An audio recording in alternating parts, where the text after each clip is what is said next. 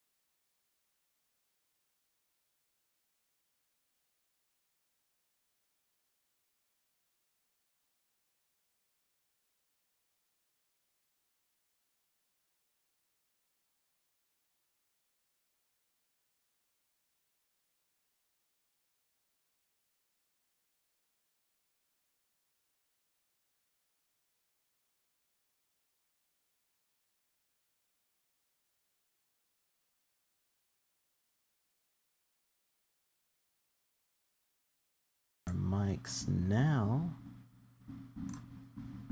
Okay. All right, I think we're on.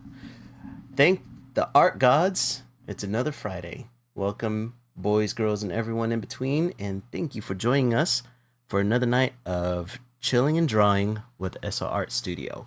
We are a studio created by artists for artists, and in our sessions, we talk about anything that crosses our minds while creating human art.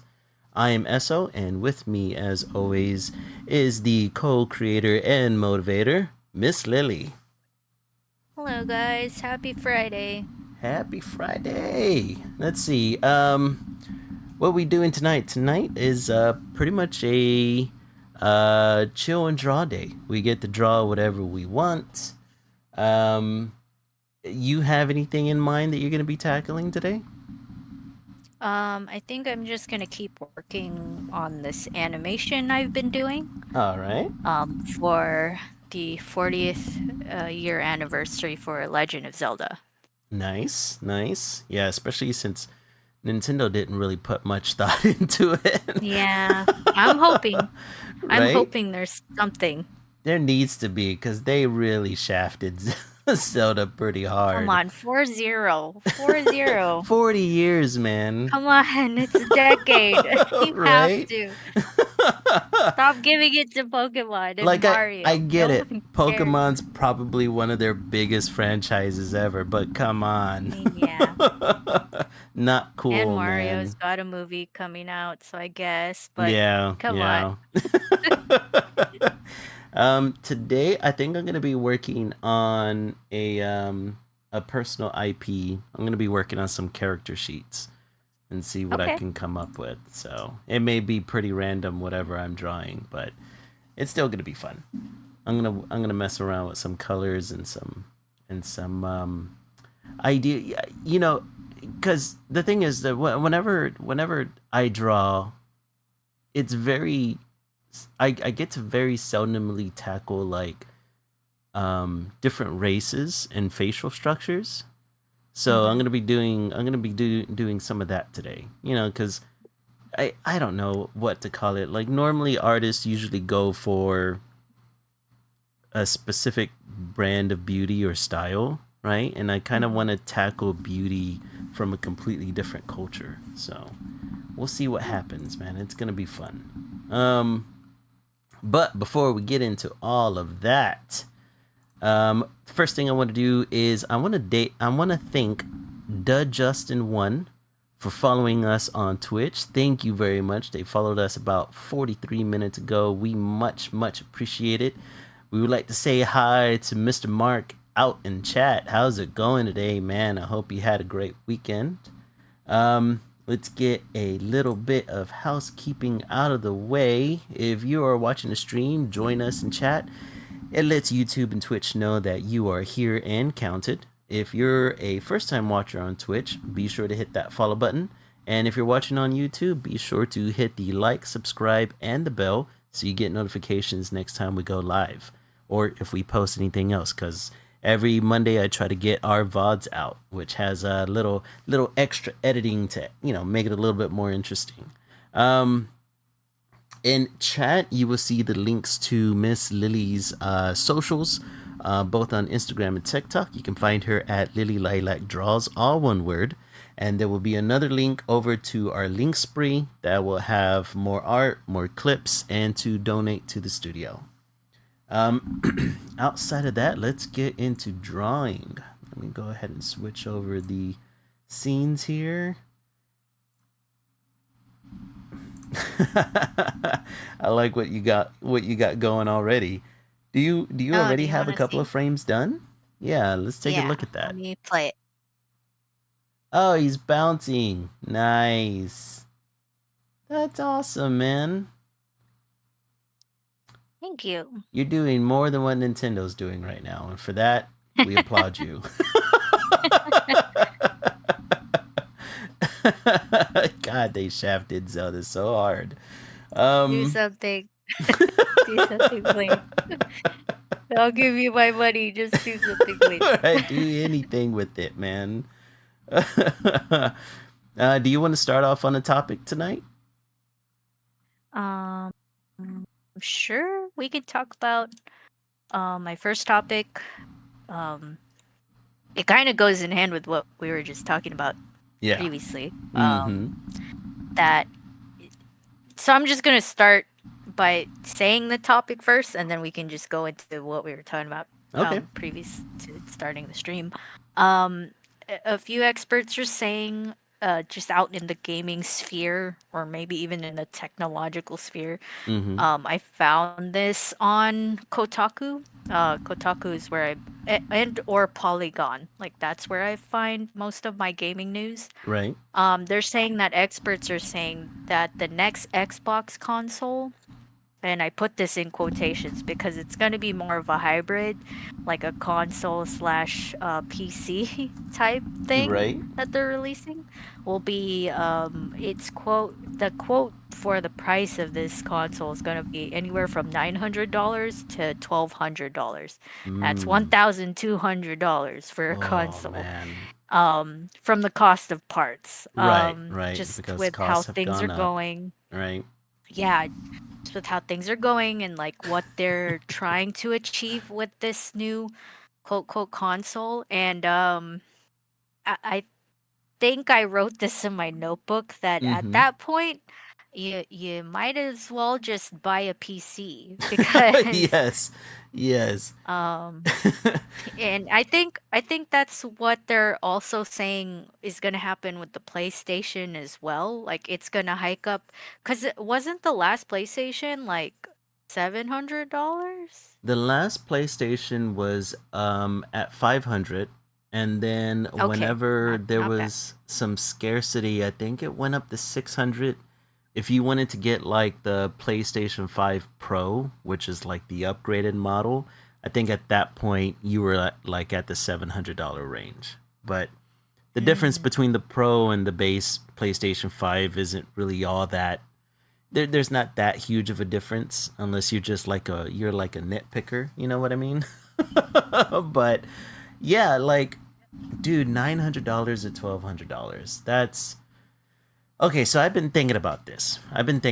Because I've been trying to find the pros and cons of either sticking with console or just straight out flipping over to PC. Because we've kind of gone over this topic before, and a part of me thinks that the downside to consoles is that you have to usually have their subscription based network service that allows you to get online and to access, but normally that also comes with other services, right? So sure, you get to access you get to access multiplayer, but you also get to access things like movies from their specific provider, or you get to access like old game from their old catalog and stuff like that. So that's a plus, right?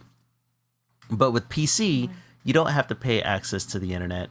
And then, of course, you get access to, most games that you can, lay your eyes on. The only thing is that you're paying for every individual game that you're getting, right?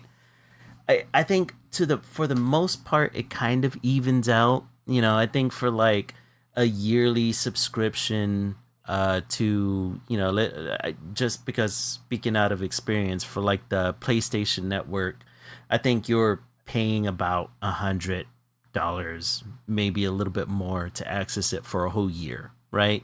And then for PC, you're not having to pay the $100 because you're already paying for your internet service, but you got to buy your games individually and everything else in between. So maybe it evens out just a little bit, but I don't know if this idea of having a hybrid console is like the I don't I don't think that's the play, cuz I also think that mm. the Steam machine that's going to be coming out as well, that's kind of like Yeah, this hybrid console. hybrid They're console. yeah, they're pricing it roughly around the same price point as the Xbox hybrid console. So, Hmm. I don't know, man. I agree with you. Like if you're gonna do the hybrid thing, just buy a PC, right? Just Like buy a PC. yeah, for an extra $200, you can have yourself a decent PC. Um, I know that these hybrid consoles, they're not going to be like super high end um, machines, which means that they're Mm. not going to be able to play like, it's not like you're going to be running around with a 540 graphics card in one of these Steam machines or Xbox consoles. So, it's you're going to be able to play most games, but nothing that's top of the line. You're not going to be able to utilize NVIDIA's new DLSS graphics maybe. But Mm. so you're looking at kind of like a middle of the road console to be able to play most games. Um, to get kind of a middle of a road PC though, I mean you're kind of looking at something that's usually anywhere between $1,200 to $1,500 nowadays, right? So I Yeah, don't know. mine was 1200 Mm-hmm. when I got it 2 years ago. Right. But like, see, the only reason why I think this could even work Mm-hmm. with a console is not with Xbox. It would be with PlayStation Mm-hmm. because they just announced that they're not going to port over their games Right. onto Right. PC. So like that's where I see it working if their console is going to be 900 to $1,200 because then it's like, okay, well, yeah, Sony has exclusives on their console. Mm-hmm. And now that it's a hybrid, I can play PC games on this hybrid Sony console. Right. Whereas Right. Xbox, which is what a lot of people were saying, that Xbox is probably not even going to be releasing a console because they've now been more focused on their PC. Like all of their games have been PC ported, Mm-hmm. and they've been putting more focus on that. So they're like their Microsoft shop and all that good stuff. Like It's that's where the focus is. yeah, it's So I pretty don't much available think. to all PCs at that point. Yeah. And Mm-hmm. then like we were talking prior, like I'm gonna be getting a Switch 2 tomorrow. Mm-hmm. Like and they're knocking it out of the park. Like Oh they yeah. a Yeah. lot of people weren't saying that this was gonna happen and then watch it happened. Like they released Pocopia and the thing's been selling like hotcakes. Yeah. And their console is not yet anywhere near $900. That's It's true. 450 right now. Yeah. 500 with Mario Kart, the Mm-hmm. the newest Mario Kart. And it's backwards compatible. Like is that going to be the same thing with the new Xbox console? Is that going to be the new thing? Is that going to be a thing with the next Sony console? Who I knows? don't Like we know. don't know. Yeah. Yeah. It's one of those. Um Yeah. I don't know. mhm. Like and the Switch 2 is running like really well. It's running third-party games really well. Mm-hmm. Surprisingly to a lot of people that have purchased the console, they're just like, "Wow, look at this.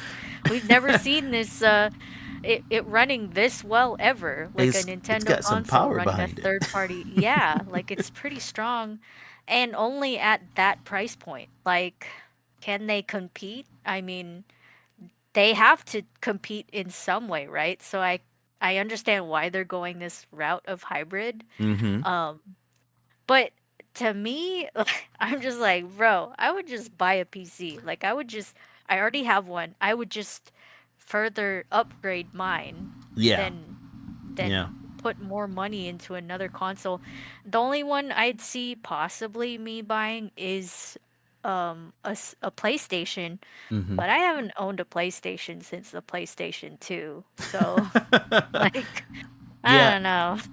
I agree. Whenever it comes to like the Steam machine and the Xbox hybrid Mm, console, I think at that point, if you're especially with the Xbox hybrid console, if you're still having to deal with the like the Game Pass and the Xbox Network and all that BS, yeah, at that point, just like drop that and just go straight to PC. It's like you said, for $1,200, you can get yourself a decent PC. For an extra $200 to $300 more, you can get yourself a serviceable PC on your hands. Um, if you can't spend over $1,000, PlayStation wins that one because of exclusives. Mm. And Nintendo wins that one because of exclusives. Um, yeah, man. I think the Steam Machine and this new Xbox hybrid console is just kind of, they're just gonna be kind of floating dead in the water. I mean, like I don't know who's hyped for either of these things. I And just, what's an Xbox exclusive that anyone has been excited about for the last, man, I there don't know, hasn't 5 been. year? Like, what is I it? I don't know. Hey, For not, I me, can't what even is say even Halo Xbox because exclusives? Halo's not even the. Xbox exclusives. What are those? I don't think they have exclusives anymore because Didn't they have like, I can think Left 4 Dead was one, right? But no, because I think PC has that as well. well, of course after, Yeah, But yeah. Oh, what oh, is you're a talking what about is the originally. like a traditional, Oh, okay. like before the So PC gaming I era? know that like Gears of War, you had yeah, yeah, yeah. Halo, Gears of War, like Mark is saying in chat. The other one is, there was a racing game. Is it Forenza? Forezna? I Man, don't I have know. not played. I've only played Halo Forza. Yeah, yeah, yeah, whenever I yeah. went to like a friend's house. Yeah, isn't I've that an never played Xbox any of these exclusive? other games. I'm trying to think of other Xbox exclusives. There really weren't that many. Um, man, it's like you said. I don't think Xbox has legs to stand on at this point. Mm-hmm. Like they're essentially just gonna be a PC exclusive company. I mean, hell, their parent company is Microsoft, so some would argue that they were Exactly. already a PC exclusive company, Yeah. and that And that's Xbox what was just a side project.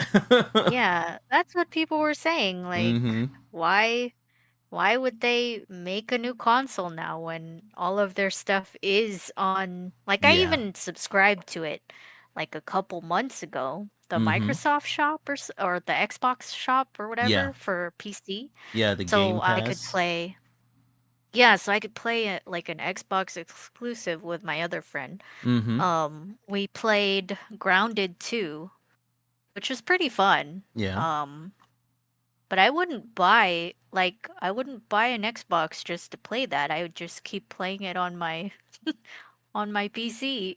Wait, wasn't Minecraft also an exclusive at one time, or was that always PC?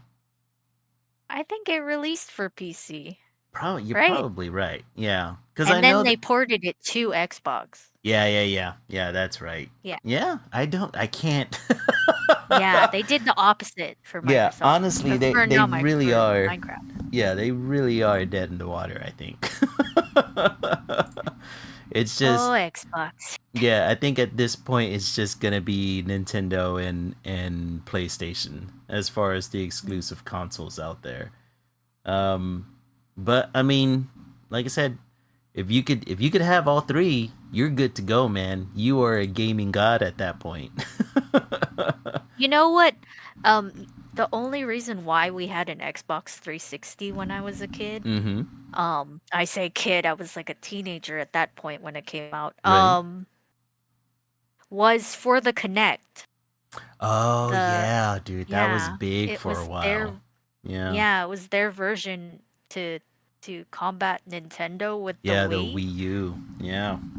Oh my gosh. And I'm pretty sure that's the only reason why Xbox sold as much as it did, because of that whole craze of like motion Yeah. sensing, stuff Yeah. like that. Dude, the only Um, I never had an Xbox growing up until, oh crap. I guess like whenever the Xbox One came out, I bought it cuz I had some buddies who were like exclusively on Xbox. They were like Xbox diehards. Interesting.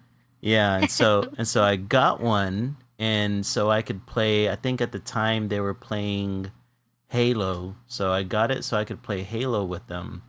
And then like shortly after, they came out with the Xbox X, and then that was essentially the last console they ever came out with. Mm-hmm. So I was like, okay, well then that was I ended up giving that console over to my nephew. Be like, here you go, kid. I'm not gonna be playing this thing again anytime soon. Um, and now one of my buddies bought himself a PlayStation because he even saw the writing on the wall at that point. But yeah, I think it's pretty much a dead console at this point. I don't know what the PlayStation's gonna do with their next console. There's only really been rumors about a PlayStation 6. No one has, like, no official kits have gone out or anything, because you know how normally they release those kits to the developers so they can start making games for a system. So none of that has happened recently. So I don't even know if they have one in production right now. So I think if you have a PlayStation 5 or a PlayStation 5 Pro, that's essentially the only one you're going to be messing with for a while.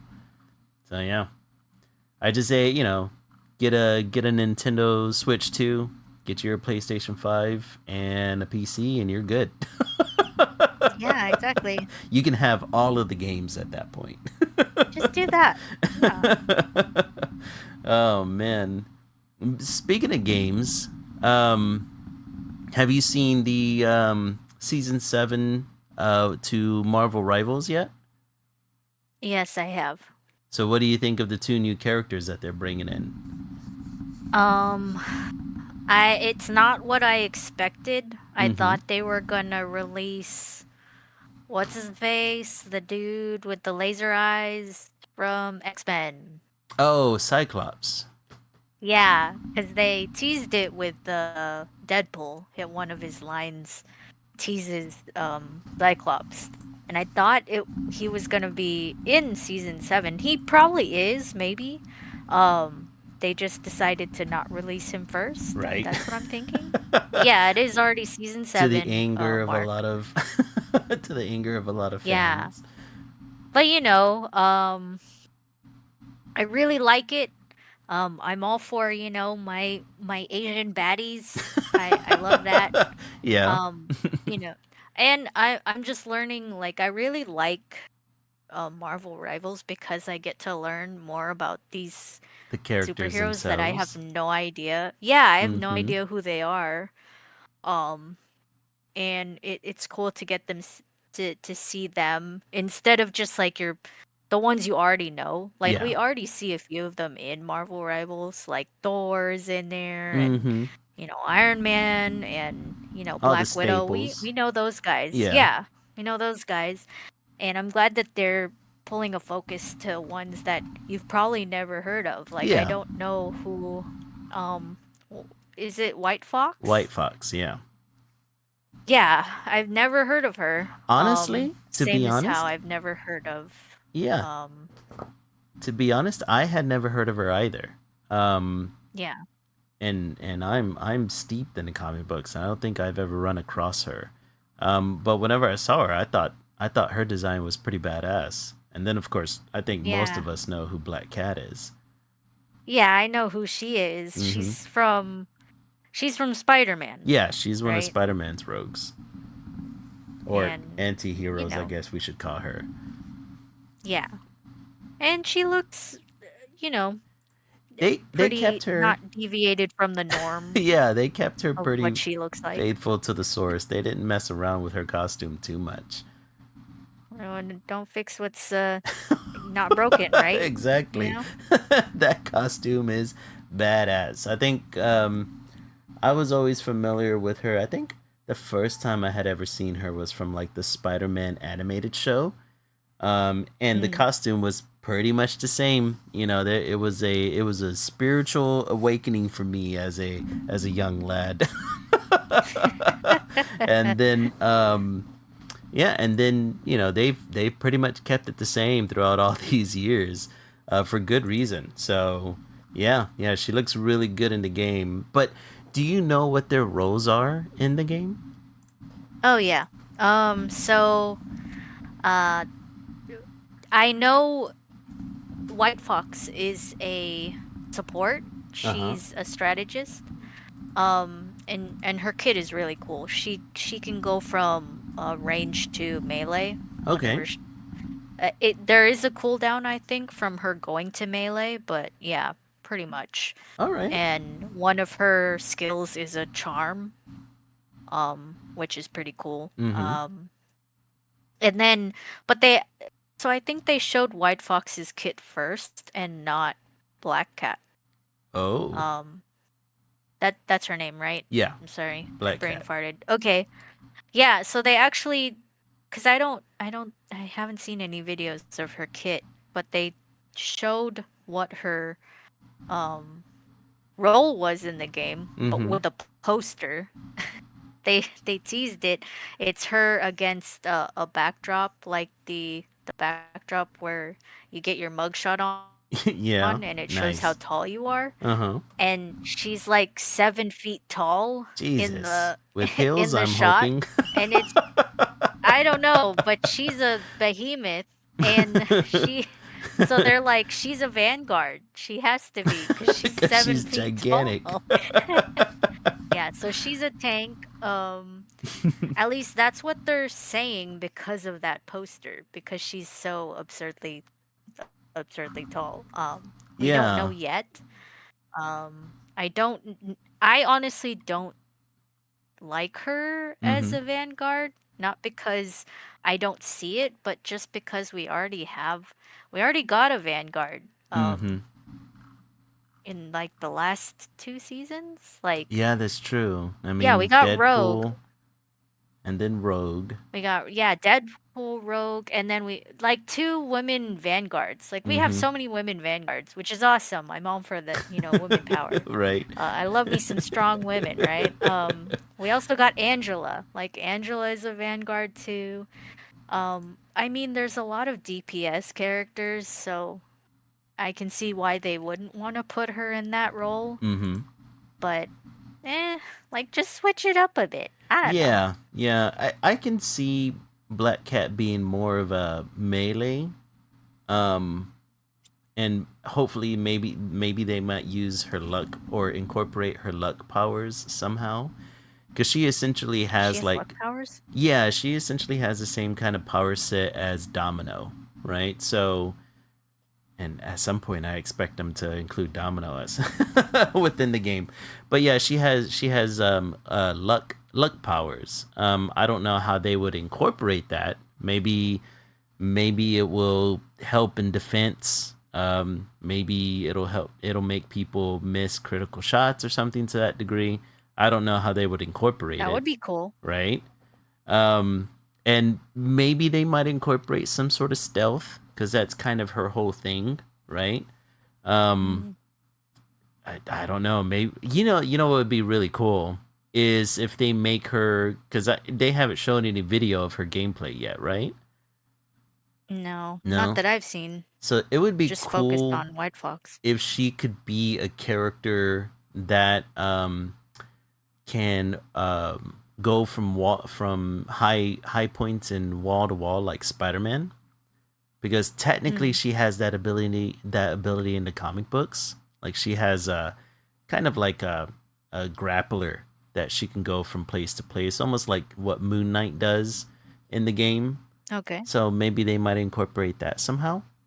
Um, but The luck thing would be cool. mm-hmm. Where because like in League they do that too, where you Oh. can like I mean you can build items Mm-hmm. that I mean as a character you can build items where you get more crit chance. Right.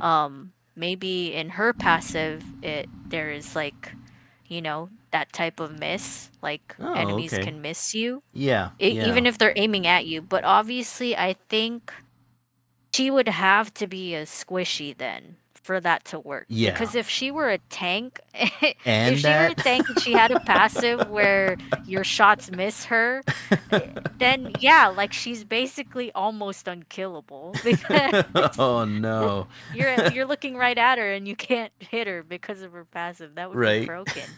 But I think that would be cool as a DPS. as a squishy, but she might not be as mobile because of that passive. Like that passive is pretty strong, I Yeah, think. yeah. If she has luck powers It that would be could, pretty you broken know, depending on how they decide to implement it. yeah, they'd have to balance it some other way, but it Mm-hmm. looks just based off of what power set you're telling me she has. Um, she sounds pretty annoying if you were to Yeah. put her in a video game. Yeah, like this. Yeah. Now White Fox, she is capable of melee and healing, from what I'm hearing.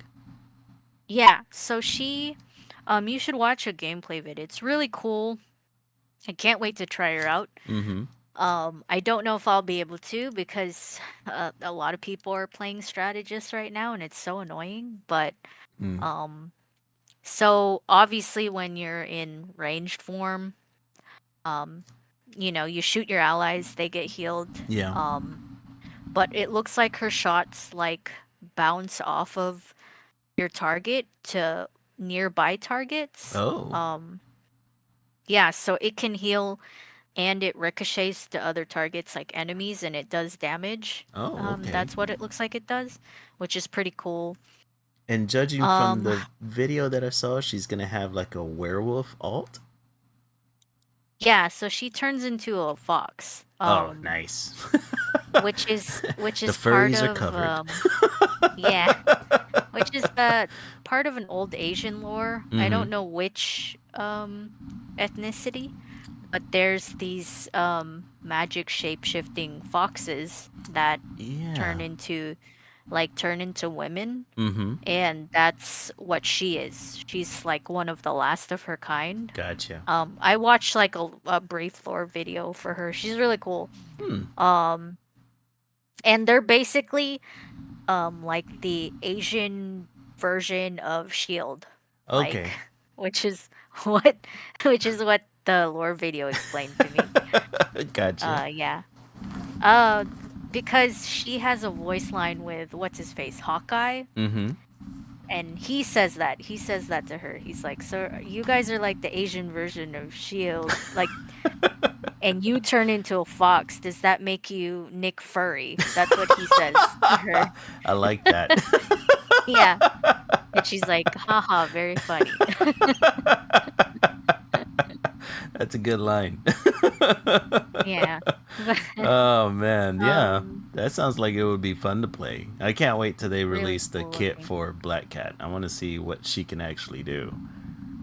Yeah, me too. They're And building that knowing what anticipation. she actually does. I didn't know about the luck thing. That's really Mm-hmm. cool. Yeah, that's kind of a new power set that was added to her in the comics, but I'd be surprised if they Oh, didn't find a way to incorporate that in some form or fashion, you know? would be cool. Mm-hmm. Just to give everyone a heads up, if you're watching the stream, please feel free to join us in chat and feel free to follow and like whether you're on Twitch or YouTube. We'd greatly appreciate it. Before going over to the next topic, let's see. Speaking of video games, you and I both want to tackle this next this next topic with NVIDIA. Do you want me to introduce it or do you want to? Excuse me. You can introduce it because it looks like because my topics kind of All right. bounce off of it. Yeah. Okay, so NVIDIA just got through releasing a new rendering process that they're calling DLSS 5. They released a video that takes footage from newly released games like Resident Evil and Hogwarts, and what was the other one that they showed it on? I believe it was Starfield. Mm-hmm. And they showed the rendering process, or the rendering, or what they're calling visual fidelity, kind of like slapped on top of these models. According to their website, they say that the DLSS5 delivers AI-powered breakthrough in visual fidelity for games. DLSS5 introduces a real-time neural rendering model that infuses pixels with photoreal lighting and materials, bridging the divide between rendering and reality. DLSS 5 empowers game developers to deliver a new level of photoreal computer graphics previously only achieved in Hollywood visual effects. And then in the video, they show you the base graphics, and then they show you the newly rendered DLSS 5 graphics. The internet did not take kindly to this Nope. at all. Do you want to go into any more specifics with the backlash? Because I see it in your notes here that you mentioned a little bit of the backlash and why there's a big backlash towards this. Yeah. So what people are, it got hit with controversy that, like you said, the internet didn't like it. Mm-hmm. Watching the video, you can see like the before and the after. Mm-hmm. And what people were angry about is that this new AI is basically canceling out artist intention. Mm-hmm. Namely, there's this one shot of Grace from Requiem, her standing in the alleyway, Mm-hmm. and the after shot looks nothing like her. Like Nothing like her. it looks terrible. Like some of the other shots, sure, it gives them more like depth and like more, what's the word? More detail Mm-hmm. and stuff like that, and it doesn't change like what the character is supposed to look like. It just adds more detail. Yeah. But even then, it just kind of defeats what the team was intending for the game to look like. Look, the product that you got, that's what they're supposed to look like. Yeah. So this thing that they've come out with is just kind of like it's a slap in the face to these people that spent so much time and effort making this product. Mm-hmm. Like it's like taking one of our products that were not products, like one of our art pieces that we're making, Mm-hmm. and then someone takes it and puts it through an AI generator and be like, here, I fixed it for you. Yeah. And you're Yeah, just exactly. like, okay, thanks, that's not what I wanted. And that's that line I just said, that's Mhm. exactly what happened, because it came out, I think, today or yesterday, Yeah. that some of the teams that were in that, some of the teams IPs that were in that showcase, Mhm. they weren't even asked by NVIDIA, hey, What? can we do this? I did not know that. Yeah, that's what came out, Oh especially for no. Requiem. Like, Mhm. that team specifically said, no, we were not let known that that Oh, that's they were messed gonna up. take our property. Yeah, Yeah. that that's even more slap in the face. Like, That they didn't even is. ask permission, like, or even Dude. tell them, like, hey, heads up, we're doing this to your video game. Like, That's that's brutal, awful. man. Yeah, So, like, yeah, most of the sentiment towards the DLSS 5 graphics were that it just looked like AI slop to a lot of people. Where, yeah, mm-hmm. have you ever seen like the images of like a lower rendered figure, and then it goes through AI slop and it like applies makeup and makes them smile and all this crap, and it completely changes out the face.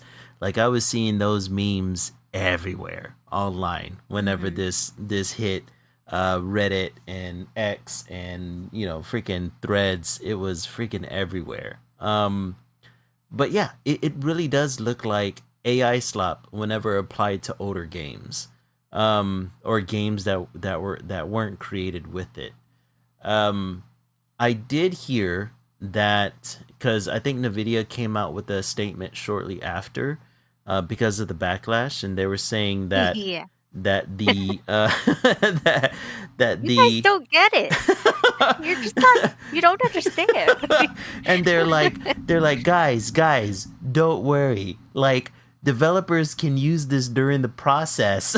Like, it doesn't have to be applied to old games that were made already. And it's just like, guys, that's not the issue Without here. even The issue telling here the is that, developers that you used it on their current yeah. things. Like, what the heck? Like, Mm-hmm. and then Bro, and then okay. not only that, it's just one of those things where it's like, because this is AI processed and it does change the figures so much that will during development will these developers be able to crank out the same figures over and over again, much like how AI prompters can't do with their own projects, right? Like, is it going to add Mm. difficulty to the development process? Will it actually add fidelity without sacrificing any other model details that the developers intend? Um, you can only hope that this is not going to be applied to any games that are already out, right? That because all the renderings that I saw just looked terrible. I saw this one influencer applied the rendering to the Halo games, and it completely changed the way these characters look. I saw somebody apply it to Grand Theft. What was it like? Grand Theft Auto 4. it just looked bad, man. Yeah, it just takes away from what the intended look was. Mm-hmm. Like that's just changing the property. Yeah. Um and it's like I said, slapping the artists and graphic design teams in their faces. Yeah. I think they So wrote when this out you're in the worst way possible. yeah, or just why? Like no Mm-hmm. one asked for this. Why are you doing this? Anyway, when you were mentioning the reps, uh, you know, uh, replying back to the Mm-hmm. backlash, they also mentioned in the backlash, like, like I was saying earlier, no, guys, you don't get it. It's just like ray tracing from earlier video games. And so But I we have looked it that up. already.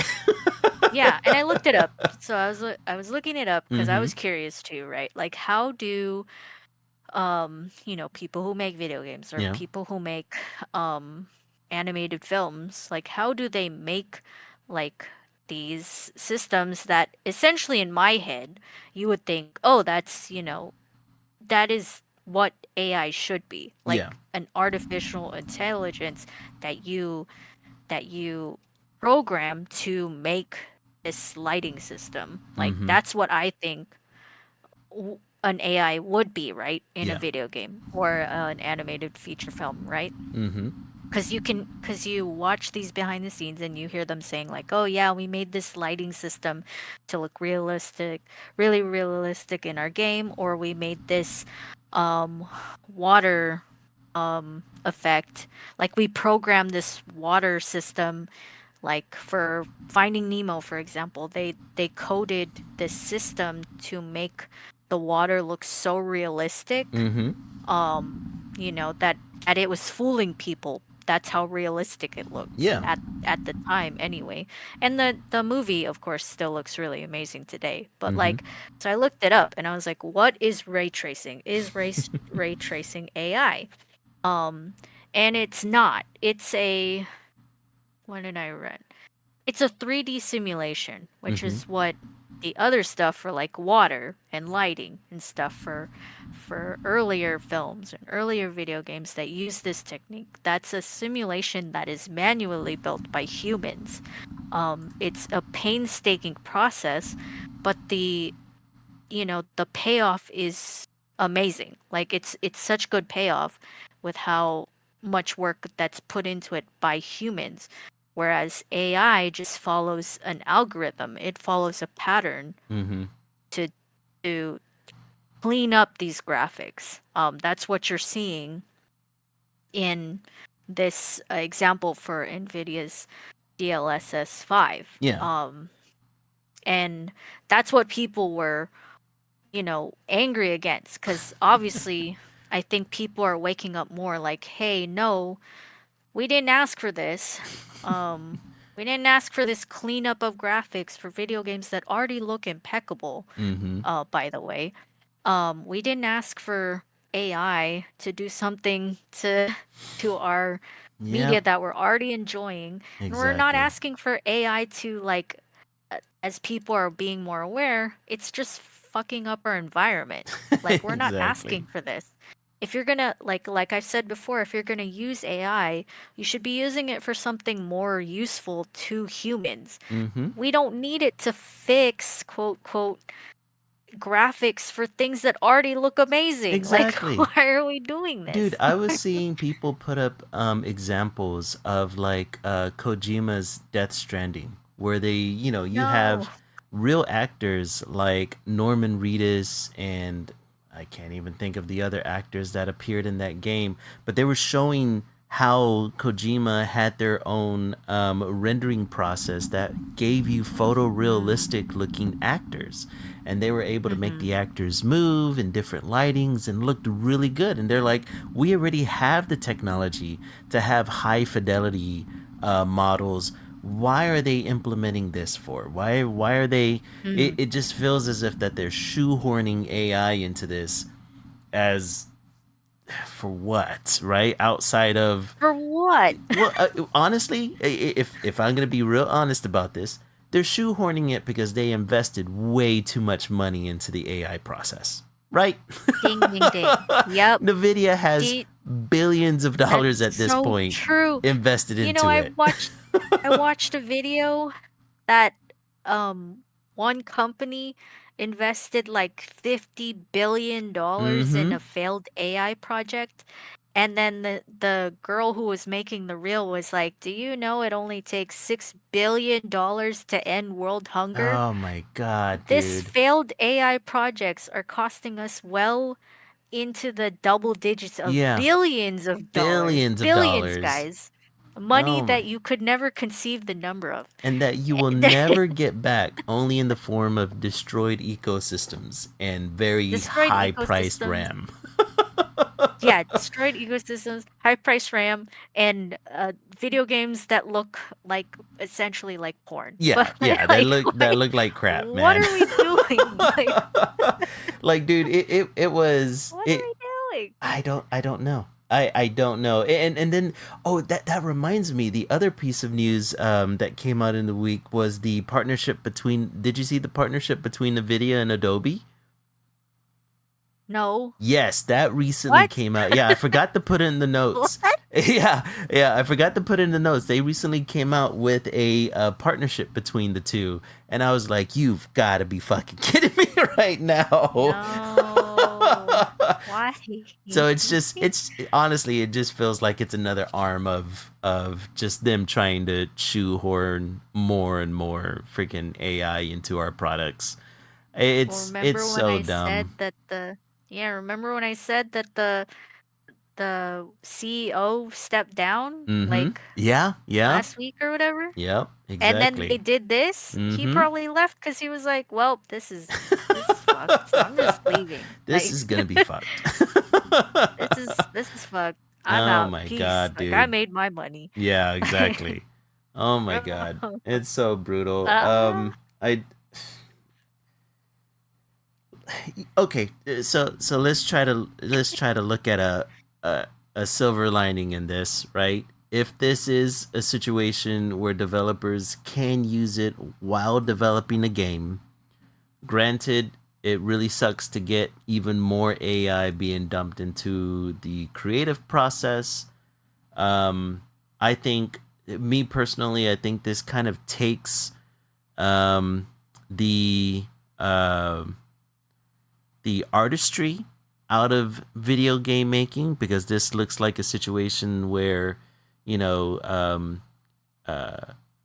game designers will come up with a model, and they can come up with probably the most basic model known to man, and it looks like this rendering process is just going to slap somebody's face on top of it, um, which really sucks. I hope it doesn't really take that much hold. I hope not too many studios utilize it, right? Because I want like good artistic choices in my games.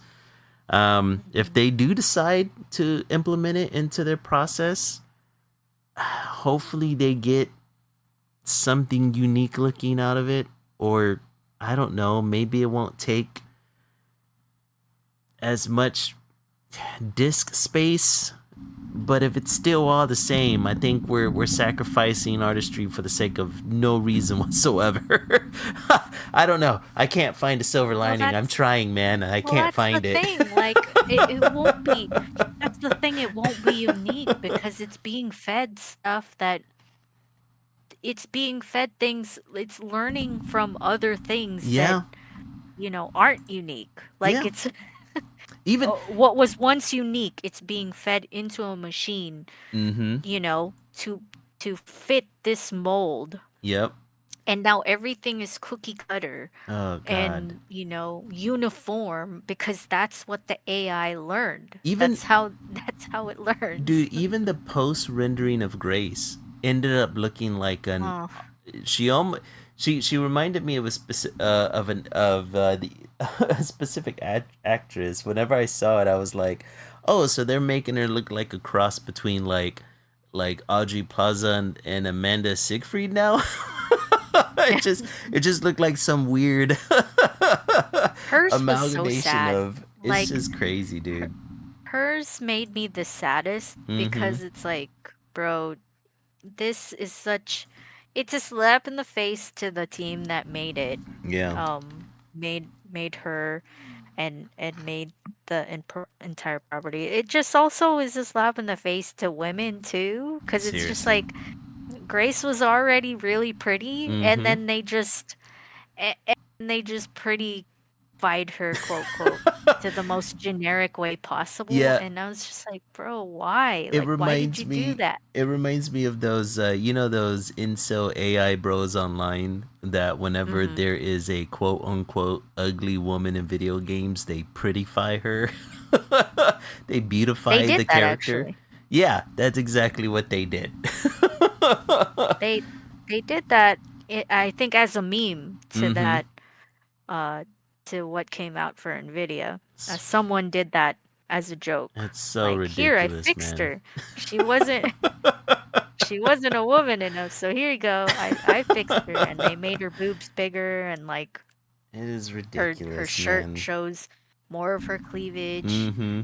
And I mean everyone got the joke, right? But Yeah, yeah. obviously, like, whoever is on the PR team for NVIDIA is failing because they they they fucked it up hard. clearly looked at it and was just like, yeah, I don't see anything wrong here. This looks perfectly fine. Let's release it to the public, Mm-hmm. who is not going to meme Well, absolute crap out of them. and that's the other thing, right? One of the questions that popped in my head whenever I was reading this is that are they going to be offering this rendering process to today's consoles or PCs, right? Because this looks like a Mm. basic that it could be a basic NVIDIA update that your graphics card could get, right? So if it is something like that and anybody can turn on this rendering process to an older game, I mean, do you think people are going to utilize this at all, or do you think this is going to be like a wholesale rejection? Um, Sorry, you meant like the general public, or Yeah, yeah, for the general public, for anybody who has a PC or console out there. like, are they gonna use it? Mm-hmm. Cause well, I guess Uh, I like guess what I after, was. are you saying without the backlash that just came out, or? Well, the thing is, like, whenever they introduced this rendering process, I was under the assumption that this is now going to be available to anybody who has an NVIDIA graphics card, or at least an Mm, NVIDIA graphics card that can render it, right? So at mhm. that point, almost anybody that has a gaming PC and they have an up to date graphics card is going to be able to utilize this rendering. So my next question was, are people going to start applying this to older games? And are we going to start seeing like this wonky gameplay hitting Mm, streams? You know what I I'm mean? thinking, I'm thinking only a select few who Mm-hmm. didn't mind what it looked like, because there are a few of them Yeah. that didn't mind it looking the way it did. So I think a few are, but I think a majority of people are not going to. Yeah. Um, Not because of some delulu-ness in my head, right? But because I Right. actually saw this when I was looking up like comparisons for Luigi's Mansion today. Mm-hmm. Because so I you're familiar with Luigi's Mansion, right? Definitely. So Luigi's Mansion came out for GameCube, Mm-hmm. and um I've always wanted to play it. I didn't play the original because I Right. never owned a GameCube. Um, it came to my attention like a month ago, that there was an HD version of Luigi's Mansion that released for the 3DS. Mm-hmm. I didn't know that. I have a 3DS, so I was just like, maybe I should buy it. I can. It's probably going to be better, right? You Right. know, it should be updated because it is the HD release of it, and Mm-hmm. there is some updates to it, along with the graphics or whatever, you know, and that there's some comments to be made there. Um, but I looked it up, Mm-hmm. and they did release like a GameCube pass for the Switch 2 Mm-hmm. um earlier this month, and you Ooh. can play Luigi's Mansion on the Switch 2 with the original graphics. So I looked up comparisons for both of them. I was Mm-hmm. like, which one is better, the HD release of Luigi's Mansion or the classic GameCube version of it?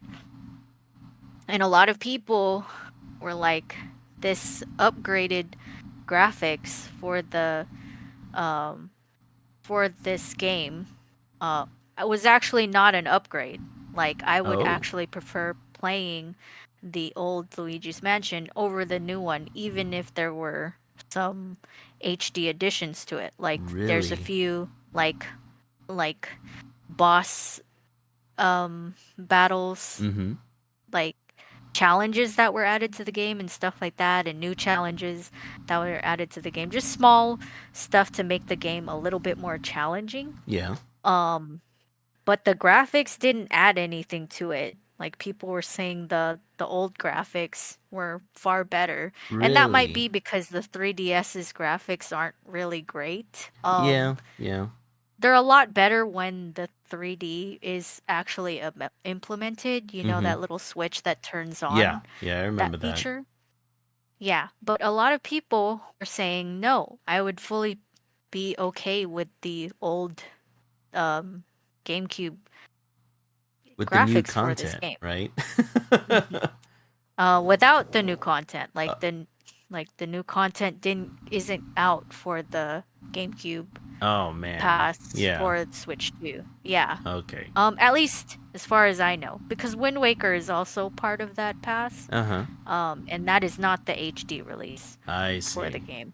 Hmm. Yeah. So that's to say, like, just based off of that research, you know, if people were given the ability to play like a game that had updated graphics, because I'm pretty sure the game does look good if you turn on the 3D feature. Mm-hmm. Um, like, even with that capability, even with this ability with NVIDIA to fix graphics of old games, like, I don't think people will do it just because they're like, no, that graphic style, like the way it looked when it came out, Mm-hmm. that adds to that gameplay.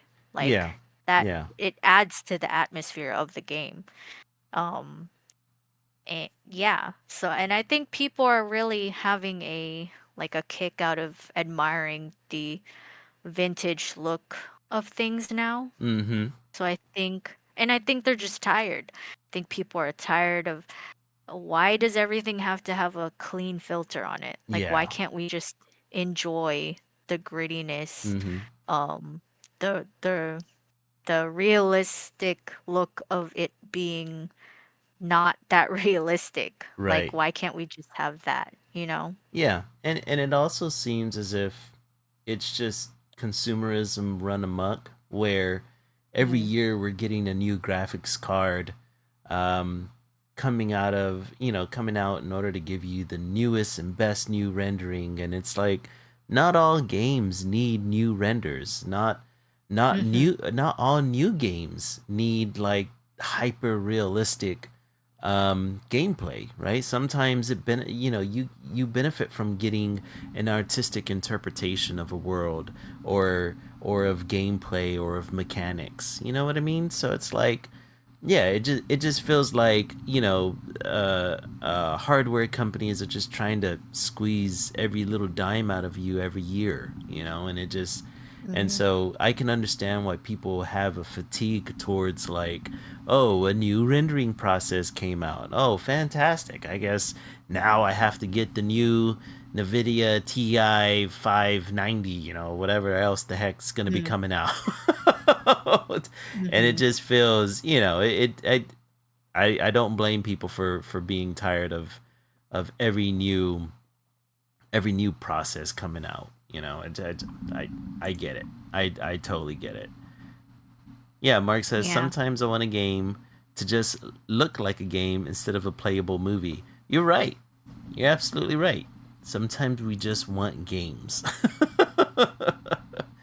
Goodness, man. And like I was saying before this stream, like Mm-hmm. people, and like I was saying just now, people are craving this vintage look. Mm-hmm. Like there's been a resurgence of handheld gaming, with just any handheld game, Yeah, you were even the mentioning that. 3DSs. Mm-hmm. Like people are just craving that look of a video game, like the pixelatedness, that unpolished, polished look and feel of it. Mm-hmm. Um, and I think that's to be said with a lot of like indie games that have come out recently. Like one that I can think of is oh my gosh, it was in my head just now and then I forgot. Crow's Country or something like that. Crows, something with crows. Uh-huh. Let me look it up. Um, it's actually pretty cool. Lately, I've What just is it been called? seeing Mm-hmm. games like, I saw this one game where you're running into a house as gnomes trying to steal stuff from an old man. Oh yeah. And the graphics look absolutely horrendous, but that's not the point? Yeah, but that is also the point. Like, Yeah, yeah, that's a good point. there's just such a charming feel to it, and I Mm-hmm. think people are like really looking towards that. So it's called Crow Country. Crow Country. Um, Okay. yeah, it's an indie game that got released some like maybe a couple years ago, Mm-hmm. 2024. There you go. And it's a homage to old survival horror games. It plays Nice. from the top down. Oh, Um, Yeah, like it's a homage to like Silent Hill, yeah. to I think to Resident Evil, like that type of gameplay Mm-hmm. where it's like overshot overhead. Oh, over the Um shoulder. yeah, that sort of thing. Mm-hmm. And yeah, it looks like old Resident Evil, like Mark said. And Nice. like that's a 2024 game that looks like it came out on the PlayStation 1. Like people are craving that right now. They Mm-hmm. just want that look. And AI is not going to achieve it. Like, Yeah. and I'm Yeah. It so lacks glad the that people artistic. are, Art- yeah, a lot of people like developers and in the gaming sphere, I've seen so many articles of them saying like don't be disheartened or lose mm-hmm. hope because AI can't replicate what humans can make out of video games or Right. even art. Like there's no humanity to it. Mm-hmm. Yeah, it looks cool, it looks objectively good, but you don't get the same feeling. Like you just know just by looking at it. Exactly. And that's what they're saying. Like, yeah, okay, it can produce something, but it can't produce anything like what we've done before. It So can't. don't, It can't reproduce creativity. That's for sure. yeah, it can't. And that's what it showed. Like, that's what it showed with this showcase. It's very disappointing. Mm-hmm. And like I said, this power could be used for so much more things. So And much I more. think Yeah, and I think you've hit it on the head. They spent so much money on this stuff that they're trying any which way to make the money back, Mm-hmm. but people are spitting in their face and saying, "No, Good. no, we that don't want that." that's what they get for trying to implement this into the creative fields. They need to stop that. Hmm. Keep this relegated to areas where we could actually utilize AI at a better society instead of stop trying to apply it to movies and games and art. Just quit that BS. It's not helping anybody, and if anything, it's just hurting society as a whole. I mean, Hmm. good God. But to go to the next topic, speaking of the art world, um, it looks as if we have some controversy brewing with the creator of Gachiakuta, Miss Mm. Ki Urana. Yeah, Again. Miss K. K Yeah. Urana again. Have you heard Hmm. about this? Oh yeah. After that one stream where we were talking about her, Mm-hmm. um, confirming like her proper pronouns and stuff like Right, that, right. um, and that controversy, and then the controversy with her, the not her, the live action stage play The stage of her play, yeah. property. You know, Mm-hmm. that after that stream was when all that stuff came out about like her not wanting people to make like um she didn't want people making fan art that looked exactly like her um manga covers. Right. That was one of the controversies. Yeah, like Yeah. people were putting their artwork onto her manga covers, and it was causing some confusion. Yeah, because they wouldn't remove her signature. Mm-hmm. Which is such an Yeah. odd thing to do. Seriously. Yeah. Um, whenever I was looking into it, apparently during a live stream on Instagram, she had. I'm sorry, this was after a live stream on Instagram. She had made a statement online, and I have the statement right here. This was she had used a translator because I don't believe she knows English.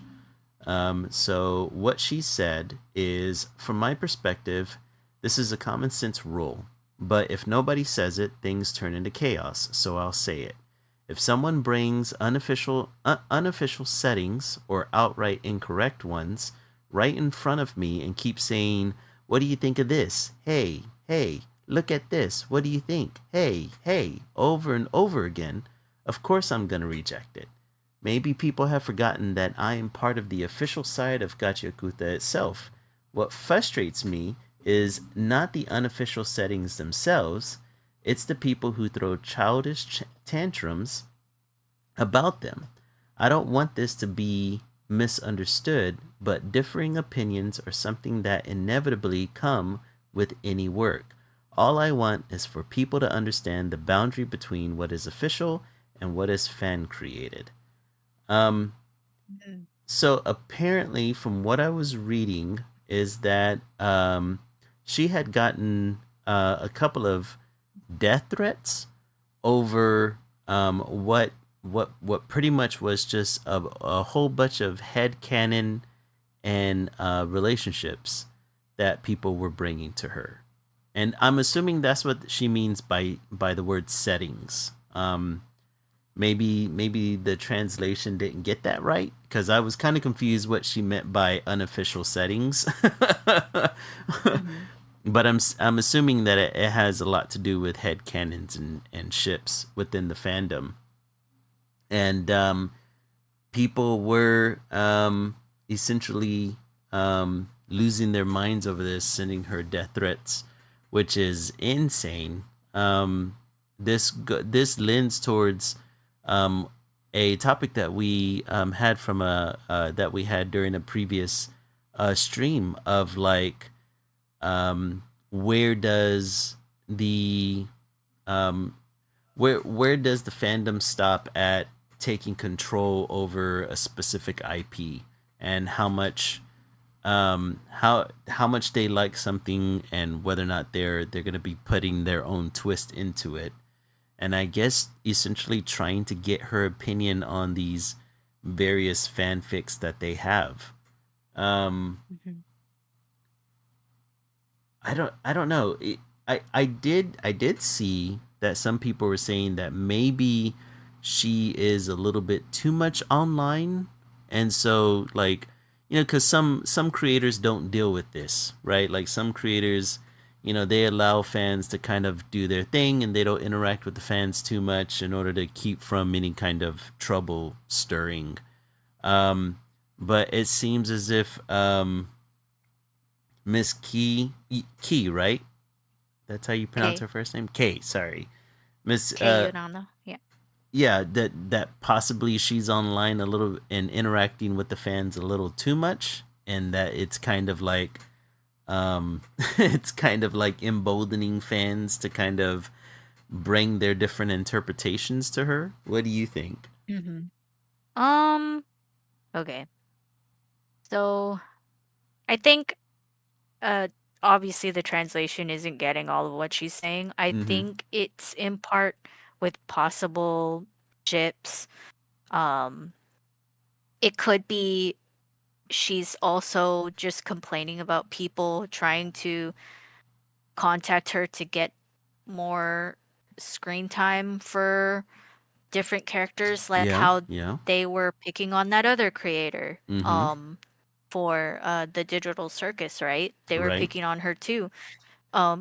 And it could be that. It could also be for the backlash that she received for her asking people to not put their artwork over official Yeah, manga covers that's true. without removing her signature, which I guess to their defense, like maybe they couldn't tell it was her signature because it matches, it's to be hidden with the artwork, Mhm. because you don't want it to look so like ab- abrasively that's a signature, right? So they Right. couldn't tell.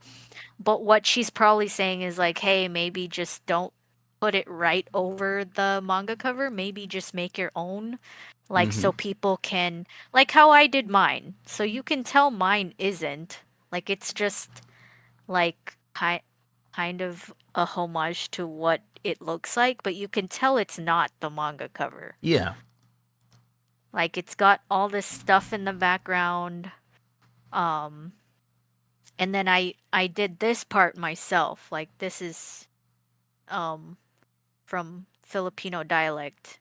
Oh, okay. Um, yeah, this part right here Oh, nice. to the side. Mhm. Um, like that like I made this whole background myself. I didn't take it and slap it on top of her manga covers, which is Right. probably maybe that's what she was talking about with the Hmm. mistranslation, right? Yeah. Um, I think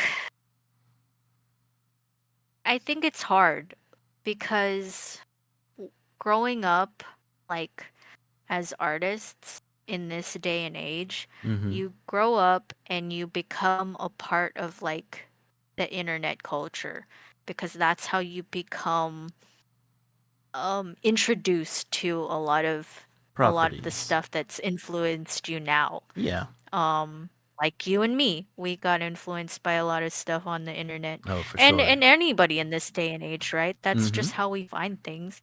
And that's how who she's become. Like she grew up going on the internet. Um, maybe she was a fan, like she worked with the mangaka for Soul Eater, and maybe she learned that through, I don't know how old she is, but like I'm just saying she grew up in the internet culture. Oh, for sure. Um, Yeah, she looks you to be know, roughly your age. I So mean we yeah. can look up how old she is. Okay. Is it up?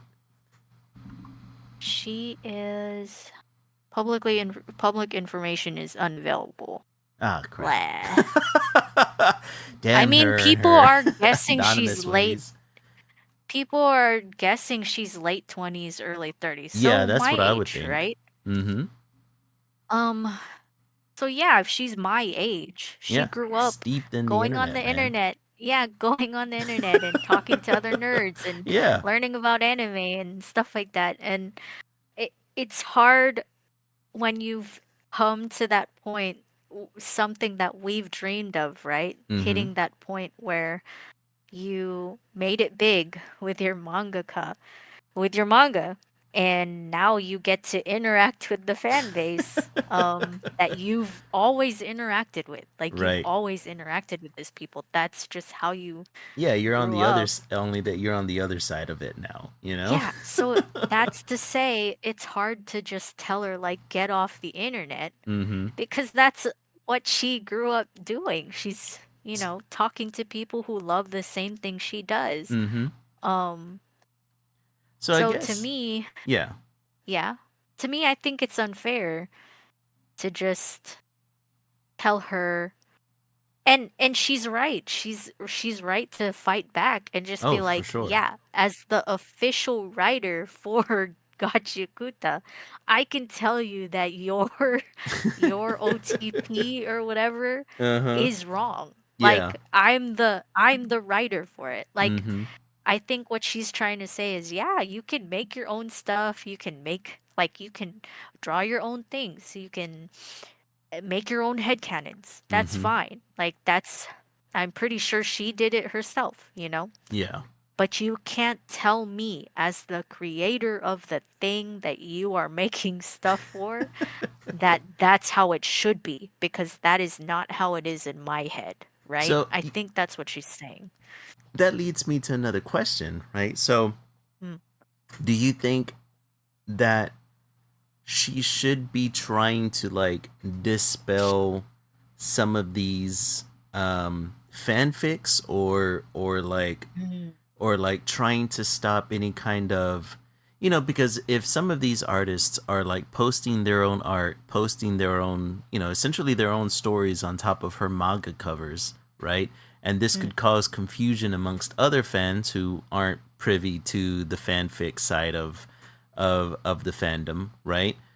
mhm, Do you think it's smart for her to get ahead of these and just say like, hey, you could possibly be starting, or you could possibly be causing confusion, or mm. that, or do you think it's just smart of her to kind of try and get ahead of this and tell him like, hey, you need to stop? Or do you think that this is just something that's gonna happen regardless, and she's just trying to she's trying to hold back floodwaters, and like it I don't want to say she's wasting her time, but do you think it's futile for her to be trying to kind of like gain control over what the fandom does?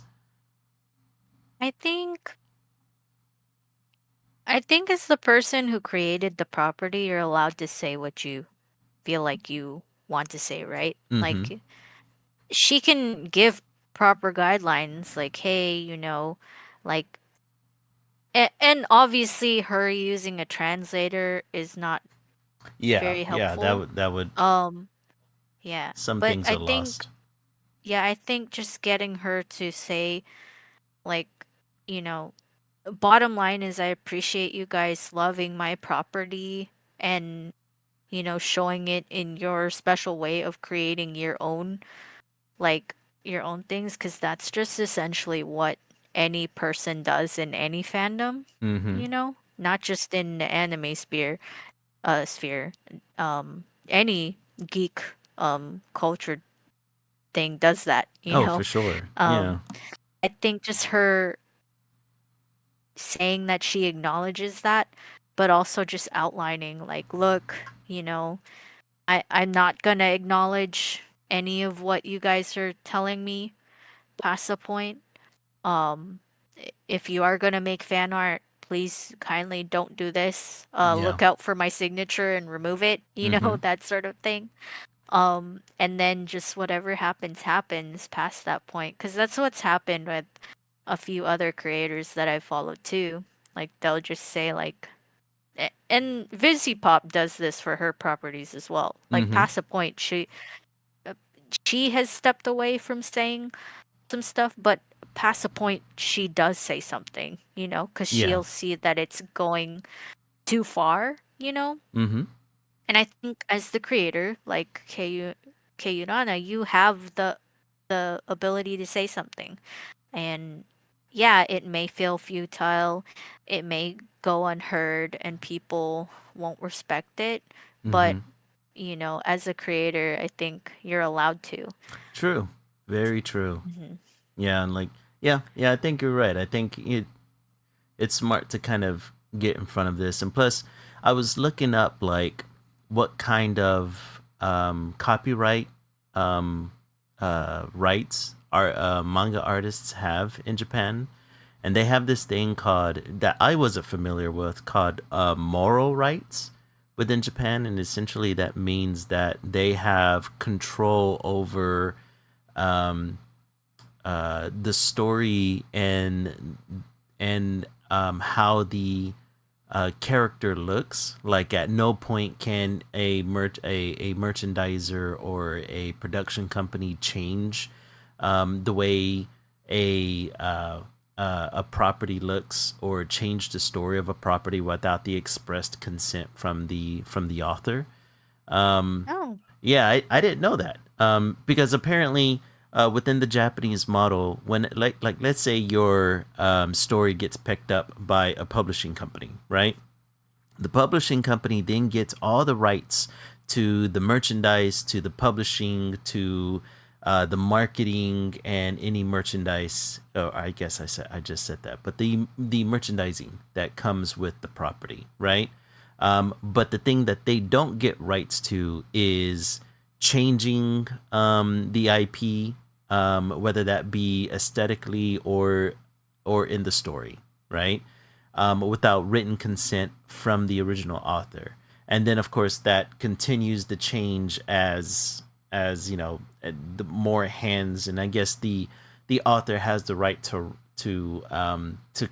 contractually write away certain rights if they want to. So maybe this is kind of like an extension of that, where the author is coming in like, hey, you're creating unofficial versions of my story, and that butts up against her legal rights within the nation of Japan. And maybe that it's also like a, I don't know if it actually has anything to do with it, but I'm pretty sure to a degree like it's got a factor in her head, at least a little bit. Hmm. Otherwise, if people are creating these unofficial covers, yeah, I can only assume, especially if they're doing things that could possibly change the story. I maybe that's why she's bringing up like, hey, you guys are creating unofficial fan art, and I'm the official.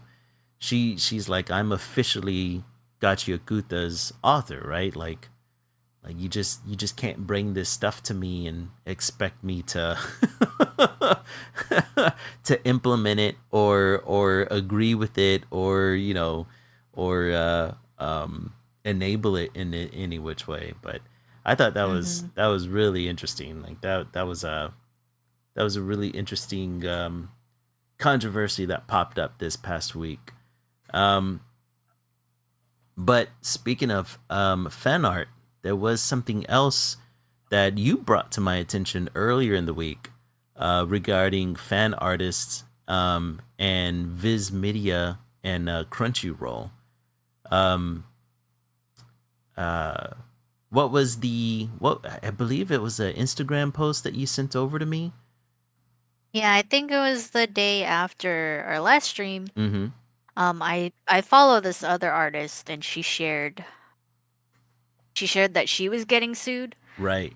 for some of her Naruto fan art, and Mm-hmm. then another she shared on her story, another artist um was warning other artists at this upcoming convention, that a one of those groups that you just mentioned is going around handing out cease and desist orders Right. at the convention. Right. Hmm. So I did look into it.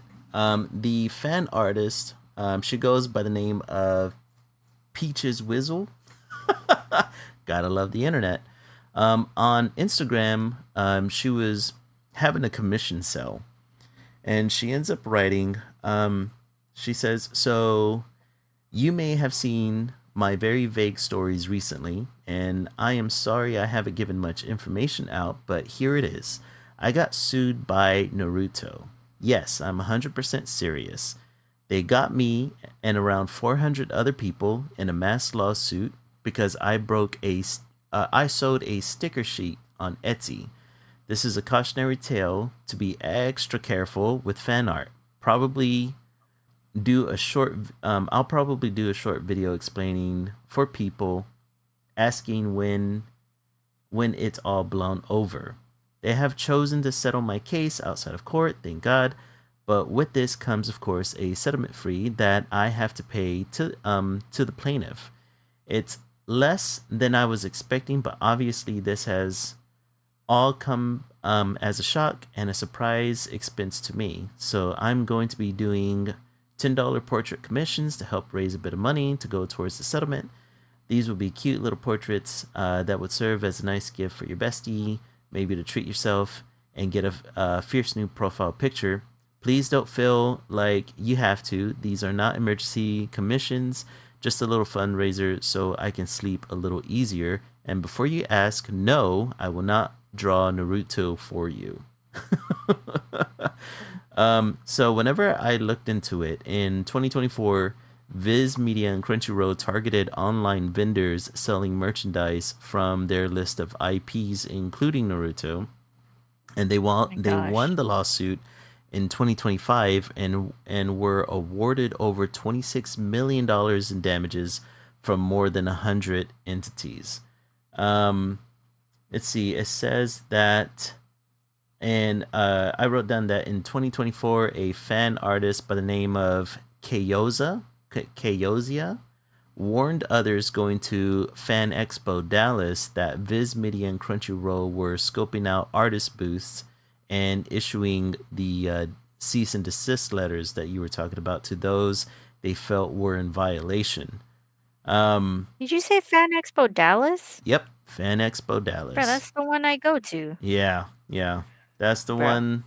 They were out there handing out. I actually saw one of the forms that somebody posted on X, and it essentially says it's a pretty straightforward cease and desist, and they're essentially it's typed out and it has a number of properties listed that they check off whatever they see at your booth, and then they write in any extra ones that they probably have ownership for, and then they give you a certain amount of time to get rid of the merchandise, or they will have somebody escort you off the premises, and then of course as you can see later on, they turned it into a lawsuit, um, because lawsuits can't be issued right then and there, only if you don't comply to the cease and desist.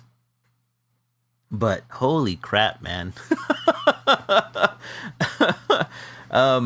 One of the things that I was wondering and I wanted to get your take on is, what do you think about companies like, Viz Media, anime, manga, or comic book companies targeting fan artists at conventions like this? Like, what's your take on it? I think it's really predatory. Mm-hmm. Just right off the bat. Right. We talked about it briefly when I brought up the topic. Mm-hmm.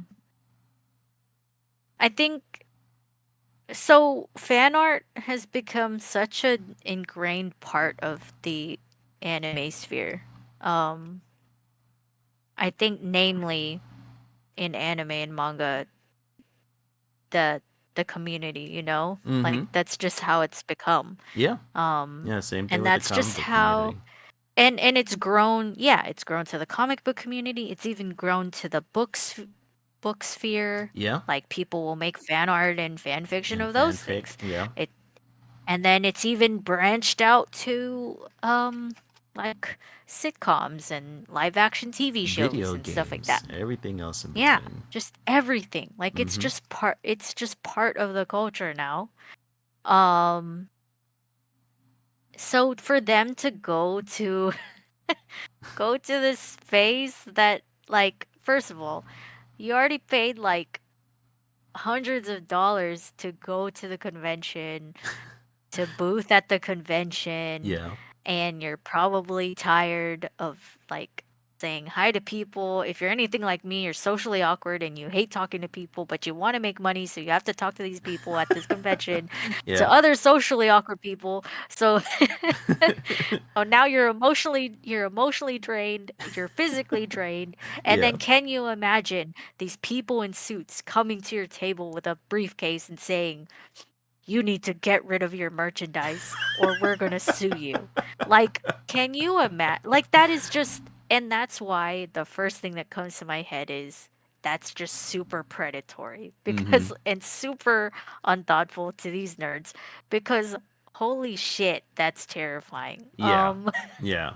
I Um, I do agree yeah. with you in the sense that whenever and I mostly extend this to like conventions, right? Because conventions is conventions are for the fans, right? It's run by Mm-hmm. fans, it's hosted by fans, and all the vendors are fans a good majority of the time. And so, especially like Artist Alley, you know what I mean? Like those are all just artists who really love a property and they're trying to get their artwork out there while at the same time trying to give the fandom something a little bit different from their own imagination. I 100% agree that if you're boothing, any kind of convention and if you have your favorite drawings of your favorite IP, there's nothing wrong with trying to sell your art at these conventions.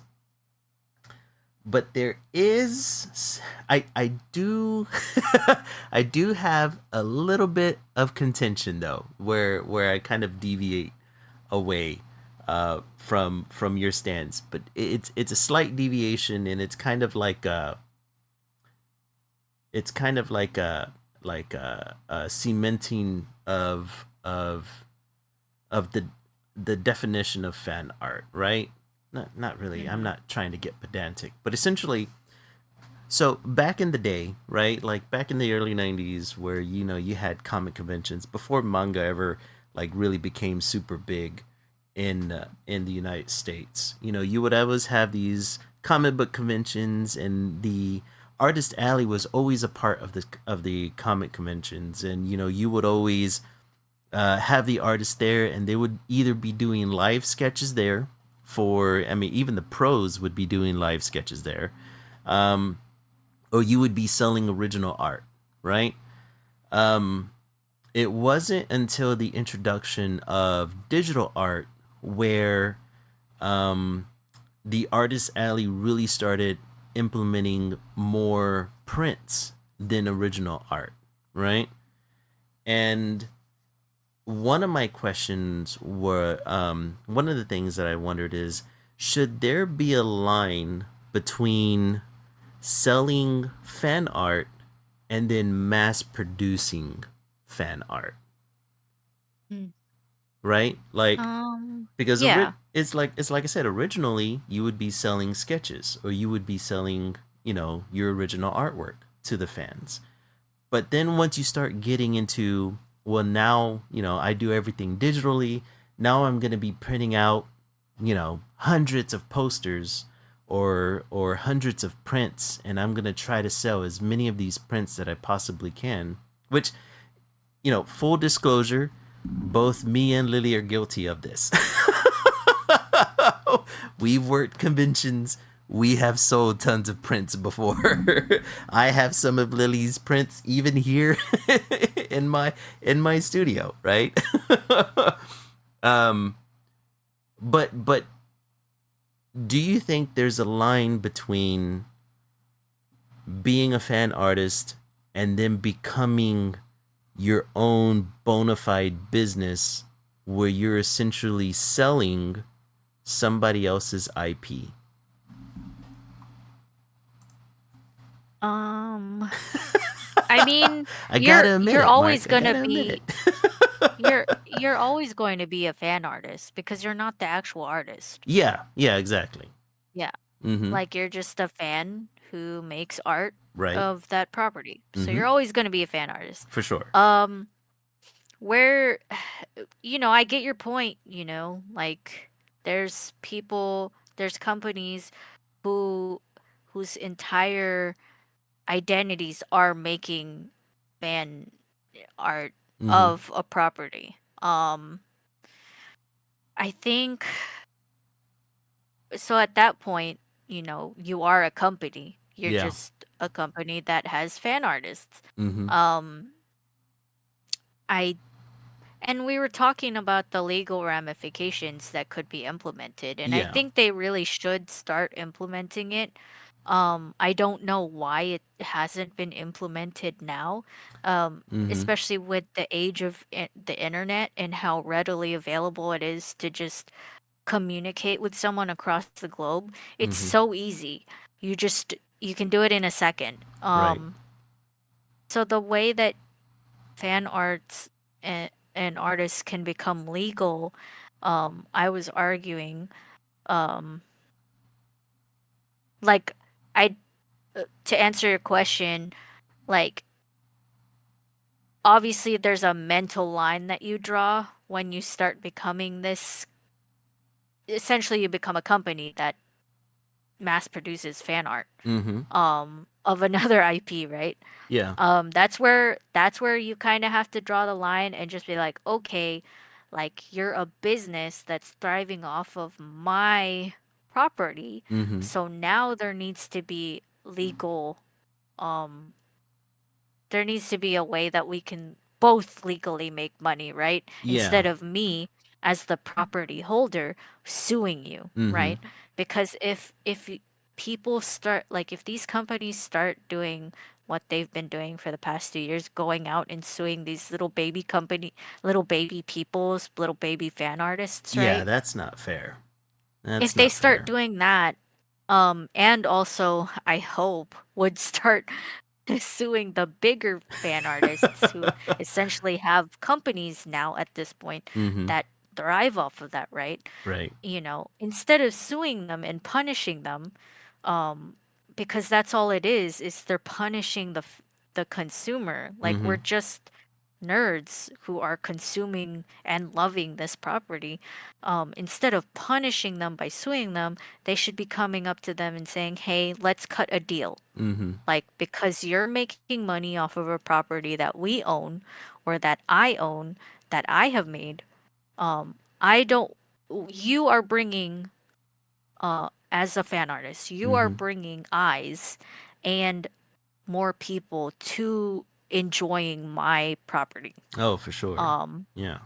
I want to make money, and of course, I would also want you to keep making money and still loving my property because the Mm-hmm. more you thrive, the more a fan art you'll make, and in turn I can make more money, right? It's a Mm-hmm. system that's feeding. Like we're just feeding each other. Like I made the property that you love, and if I'm feeding you off of it, you're going to make more stuff and the circle continues, right? Mm-hmm. That's what I'm saying. Like if these companies, instead of suing poor these poor antisocial tired nerds at a convention, instead of suing them or potentially suing them, just Mm-hmm. cut a deal.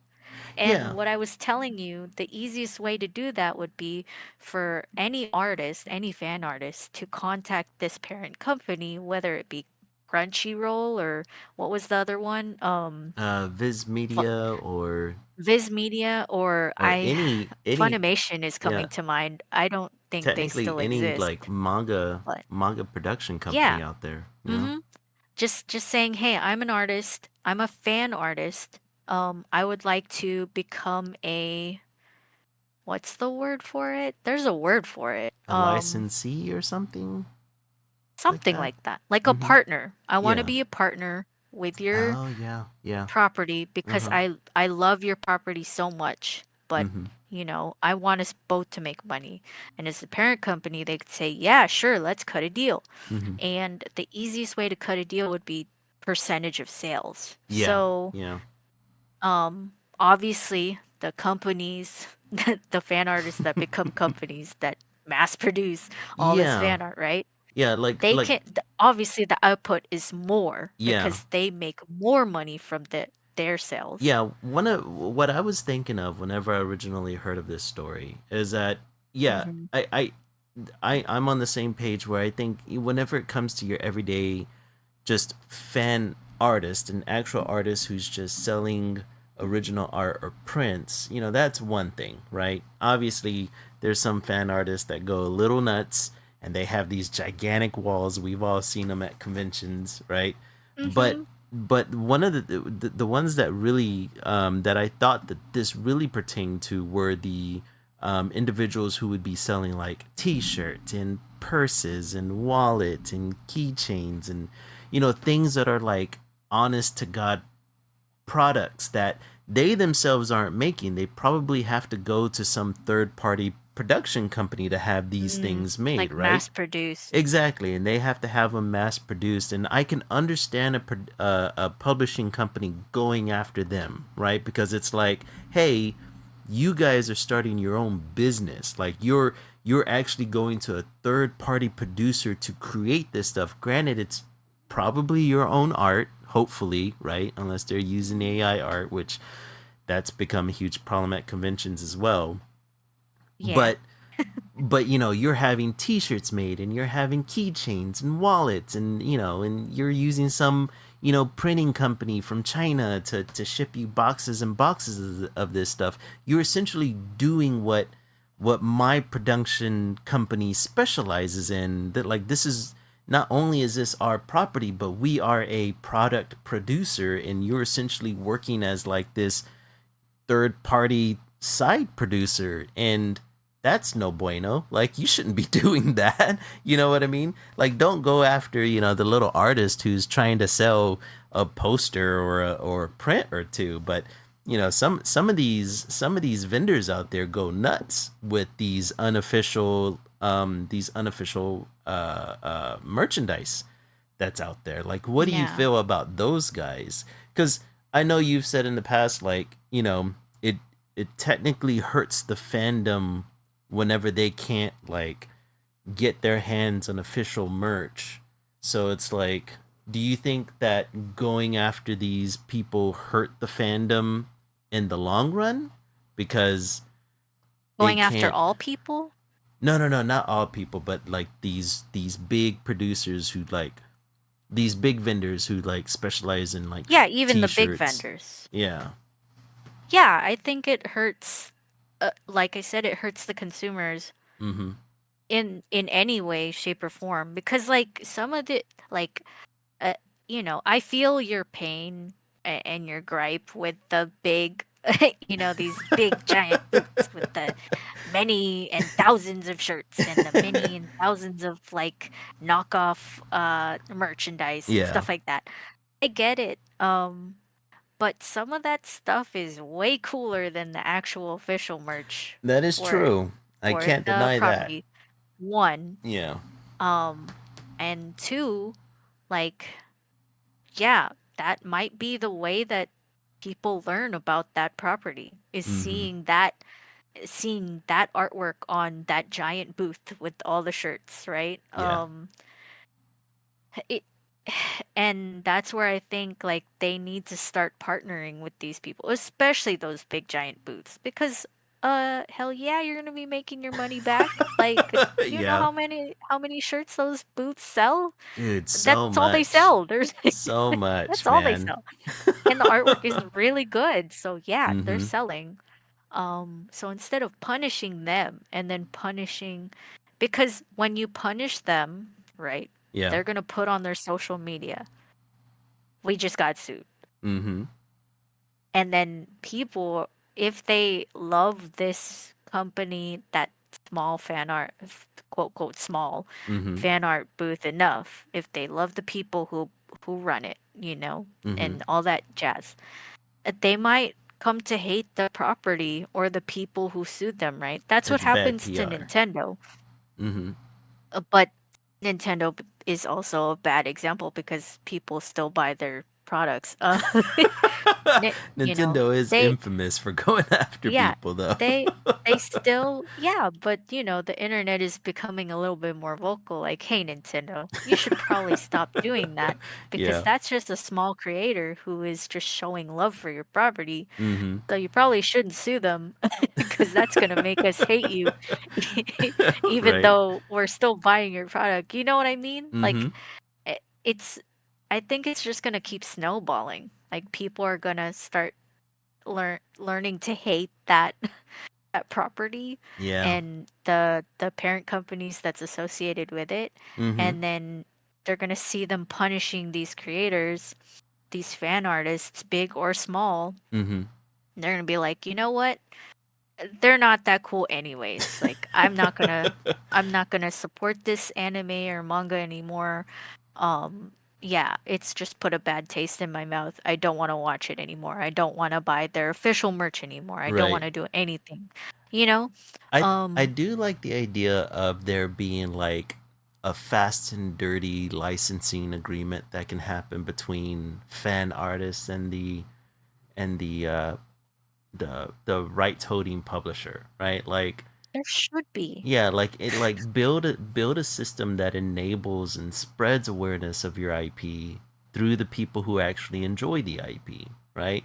Like like for instance, whenever Nintendo loses their damn minds every time somebody streams their game or something to that degree. Like why are Or you make a losing? fan animation. Yeah. Like someone made a fan animation of like the Mario Brothers Mm-hmm. and they sued that guy and they Oh weren't even charging Jesus, money man. for the animation. Like they were Nintendo's just bad at this. it was so it made everyone so angry because it's like, bro, they weren't even charging people to watch the Oh, animation. dude. They Yeah. just made, and the animation wasn't even like, wait, is it the vulgar one that got sued? I think I it don't was the know. vulgar one that got sued. There was a vulgar one.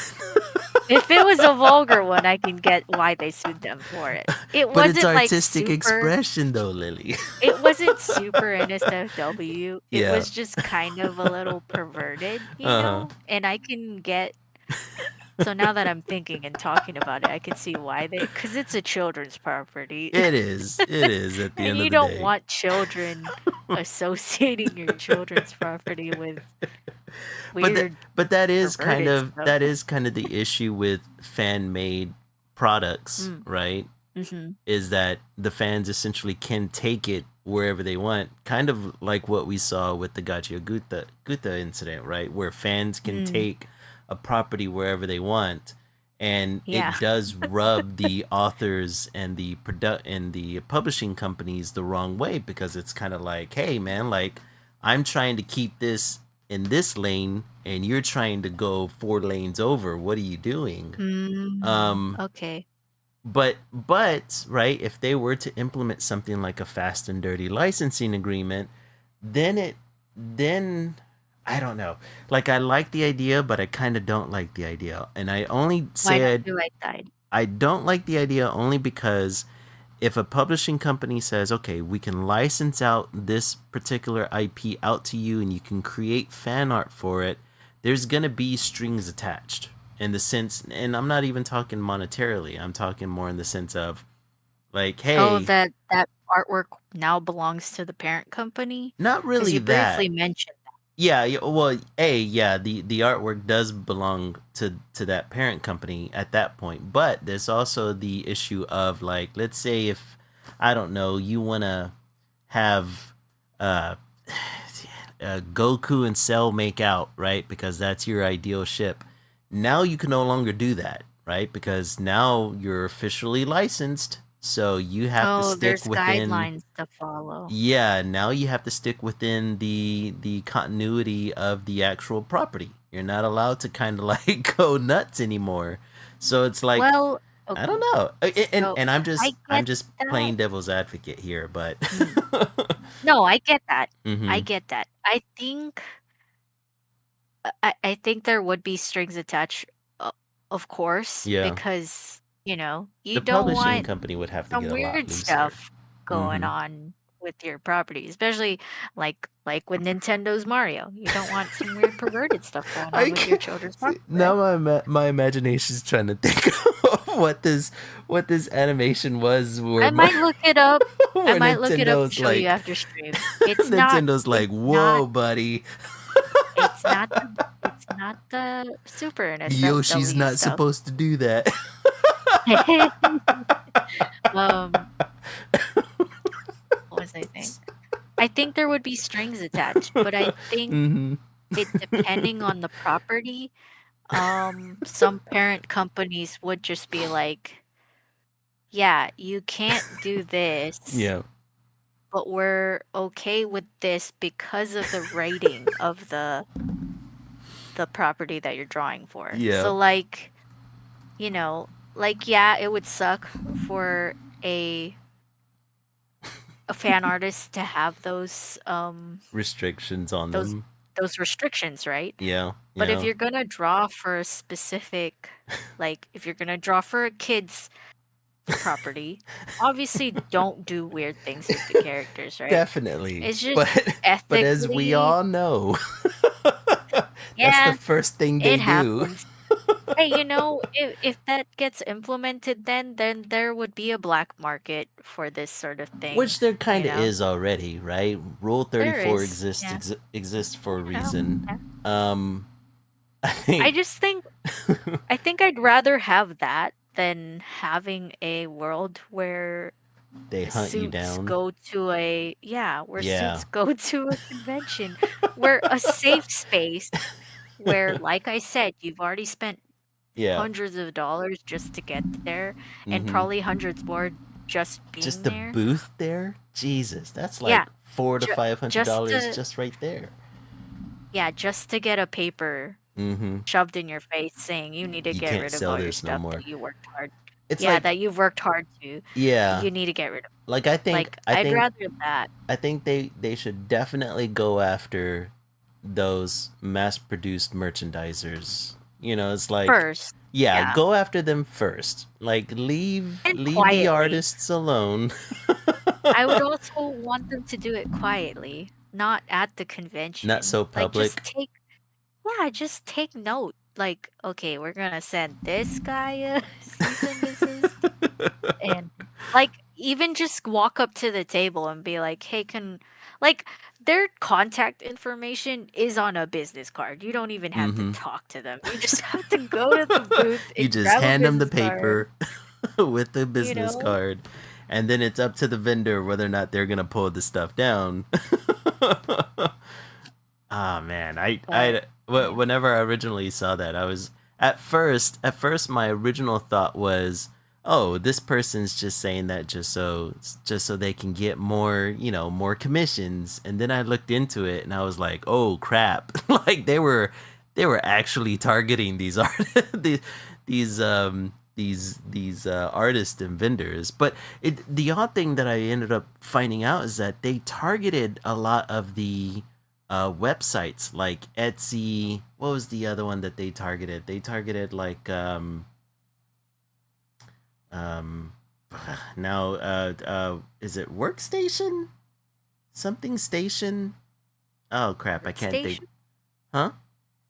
Art Station? ArtStation, I think. Yes, I think it was ArtStation. Isn't that a platform where people can sell um stickers and prints and all I that don't stuff? know. I don't know about. Do you mean Redbubble? I don't know. I can't remember the Because the specific. Because ArtStation is a more of a portfolio place. It's like DeviantArt, but more Mm-hmm. professional. But hasn't DeviantArt also opened up their own store where Yeah, they've artists can opened sell a stuff too? store that you can sell stuff to. Yeah, I wonder if it was a situation where they targeted a lot of those mass-produced websites, because apparently a lot of people on those websites got hit. So maybe. I Like, don't know, I man. mean, definitely the big ones, because like Mm-hmm. Etsy is a big one. Yeah, Etsy's a big one for sure. Yeah. Man, yeah, that's whenever I came across that. Yeah, like I said, if they can find a a loose, dirty way to license artists, that would be closer to more ideal. Otherwise, leave the little guys alone, right? All we're doing is Yeah. creating fan art for the most part, and most of us can't afford thousands and thousands of prints or posters for that matter. We usually bring a limited amount of inventory with us. Go after the big guys. The t-shirt makers and the and the wallets and all those guys. Hit them up. Now that's not to say, like, I think they should also leave alone, the people who do like artisan stuff, right? Like, because you can walk around Artist Alley and find the um you can walk around Artist Alley and find the people who make keychains by hand or wallets by hand, and then they sell those keychains or wallets. You know what I mean? And that to me is a little bit more understandable.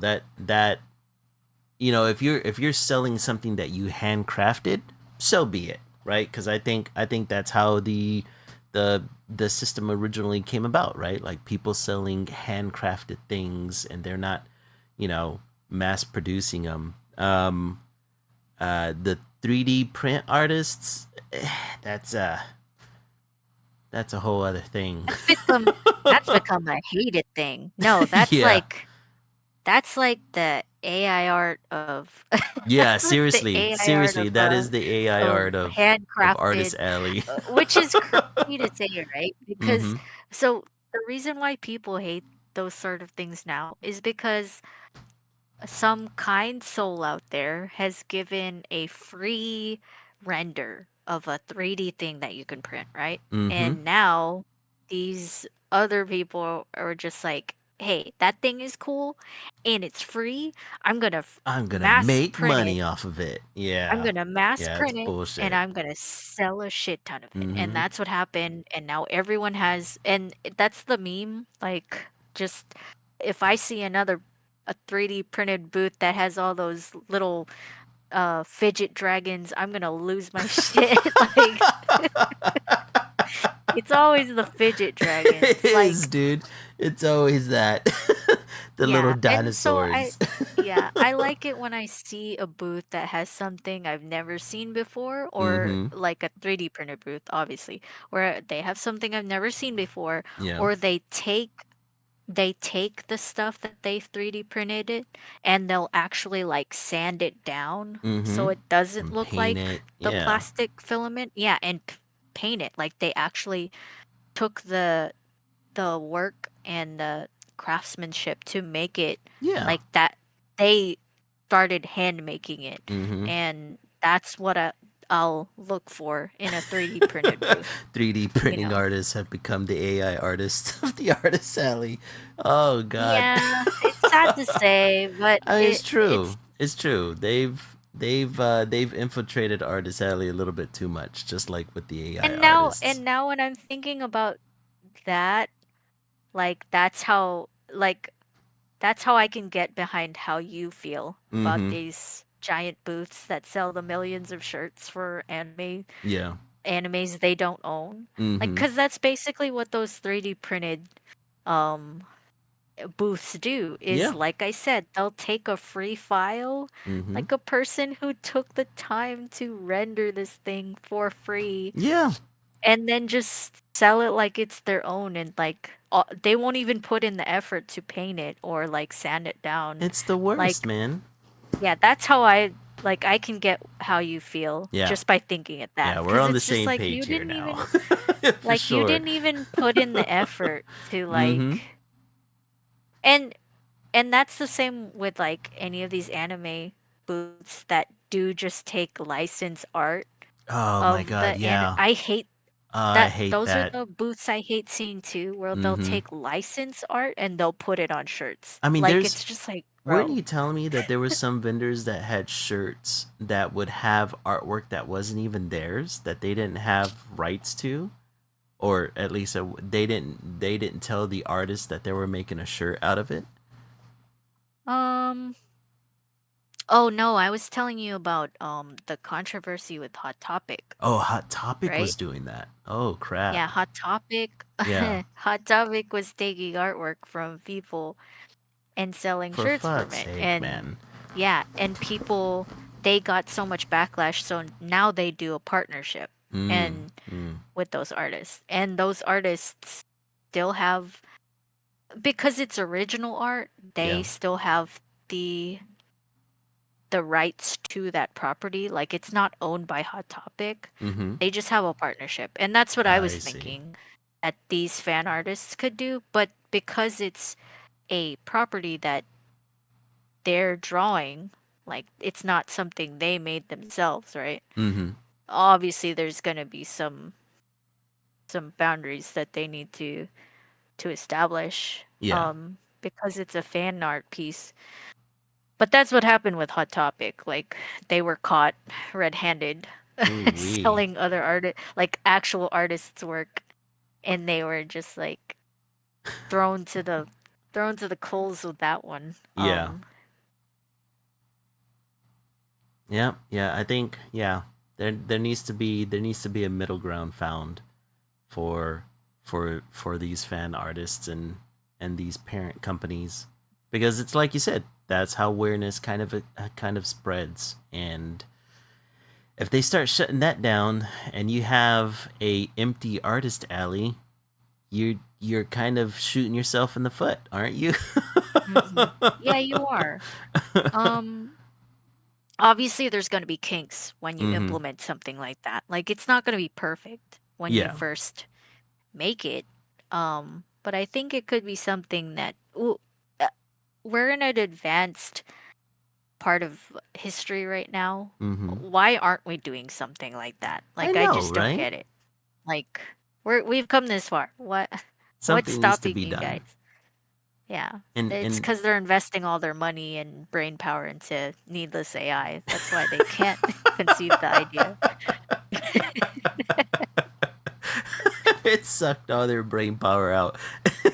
Big and they're no black longer hole. doing right by us. Yep. Oh my god. Yeah, stop going after the little people, man. like Stop it. they're not We didn't doing ask for anything this. to you. If We're just anything, nerds. they're helping. Yeah. We're just nerds. Mm-hmm. We just want to play our video games and read and watch our read our mangas and watch our animes in peace. Right? Let's see. What did Mark say?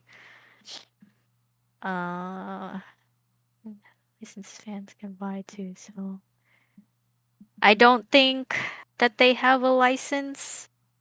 They might I don't know. because I guess it would depend on that the company. have to because there's this one company that makes just purely fan art Mm-hmm. cardigans and clothing and stuff. Oh, I They're know called exactly what Steady you're talking Hands. about. I Yeah, think I've like seen they them in a have to. lunchbox store or something. They're awesome. Mm-hmm. I love their cardigans, but Yeah. it's just like you have to have a partnership, right? Like there's like no you way just you're not can't be making these out of the blue, like this right? stuff is legit. Yeah, this stuff is legit yeah. work. There's no way I that you're wonder if not they part. do have it, but there's got to be like some sort of production guidelines that they have to follow, or at the very least Most there's got to likely. be, yeah, they like I wonder if it's not feasible for a regular fan artist to go after something like that, because essentially you don't have like the production finances to compete with whatever company is producing those cardigans and sweaters, right? Like they're Mm, they're they're legit business who have funding behind them to create whatever that thing is.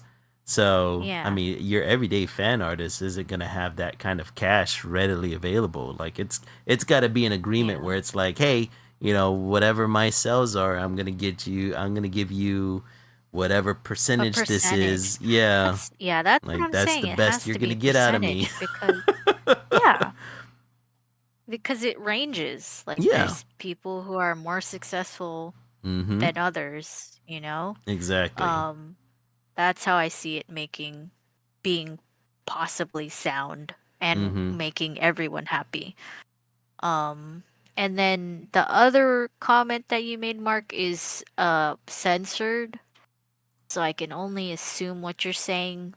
I'm not sure if I don't know. I Oh, haven't heard he of says, anything like that. wasn't there a thing where actual Disney artists were making not safe for work art, and they keep it in a vault in Disney?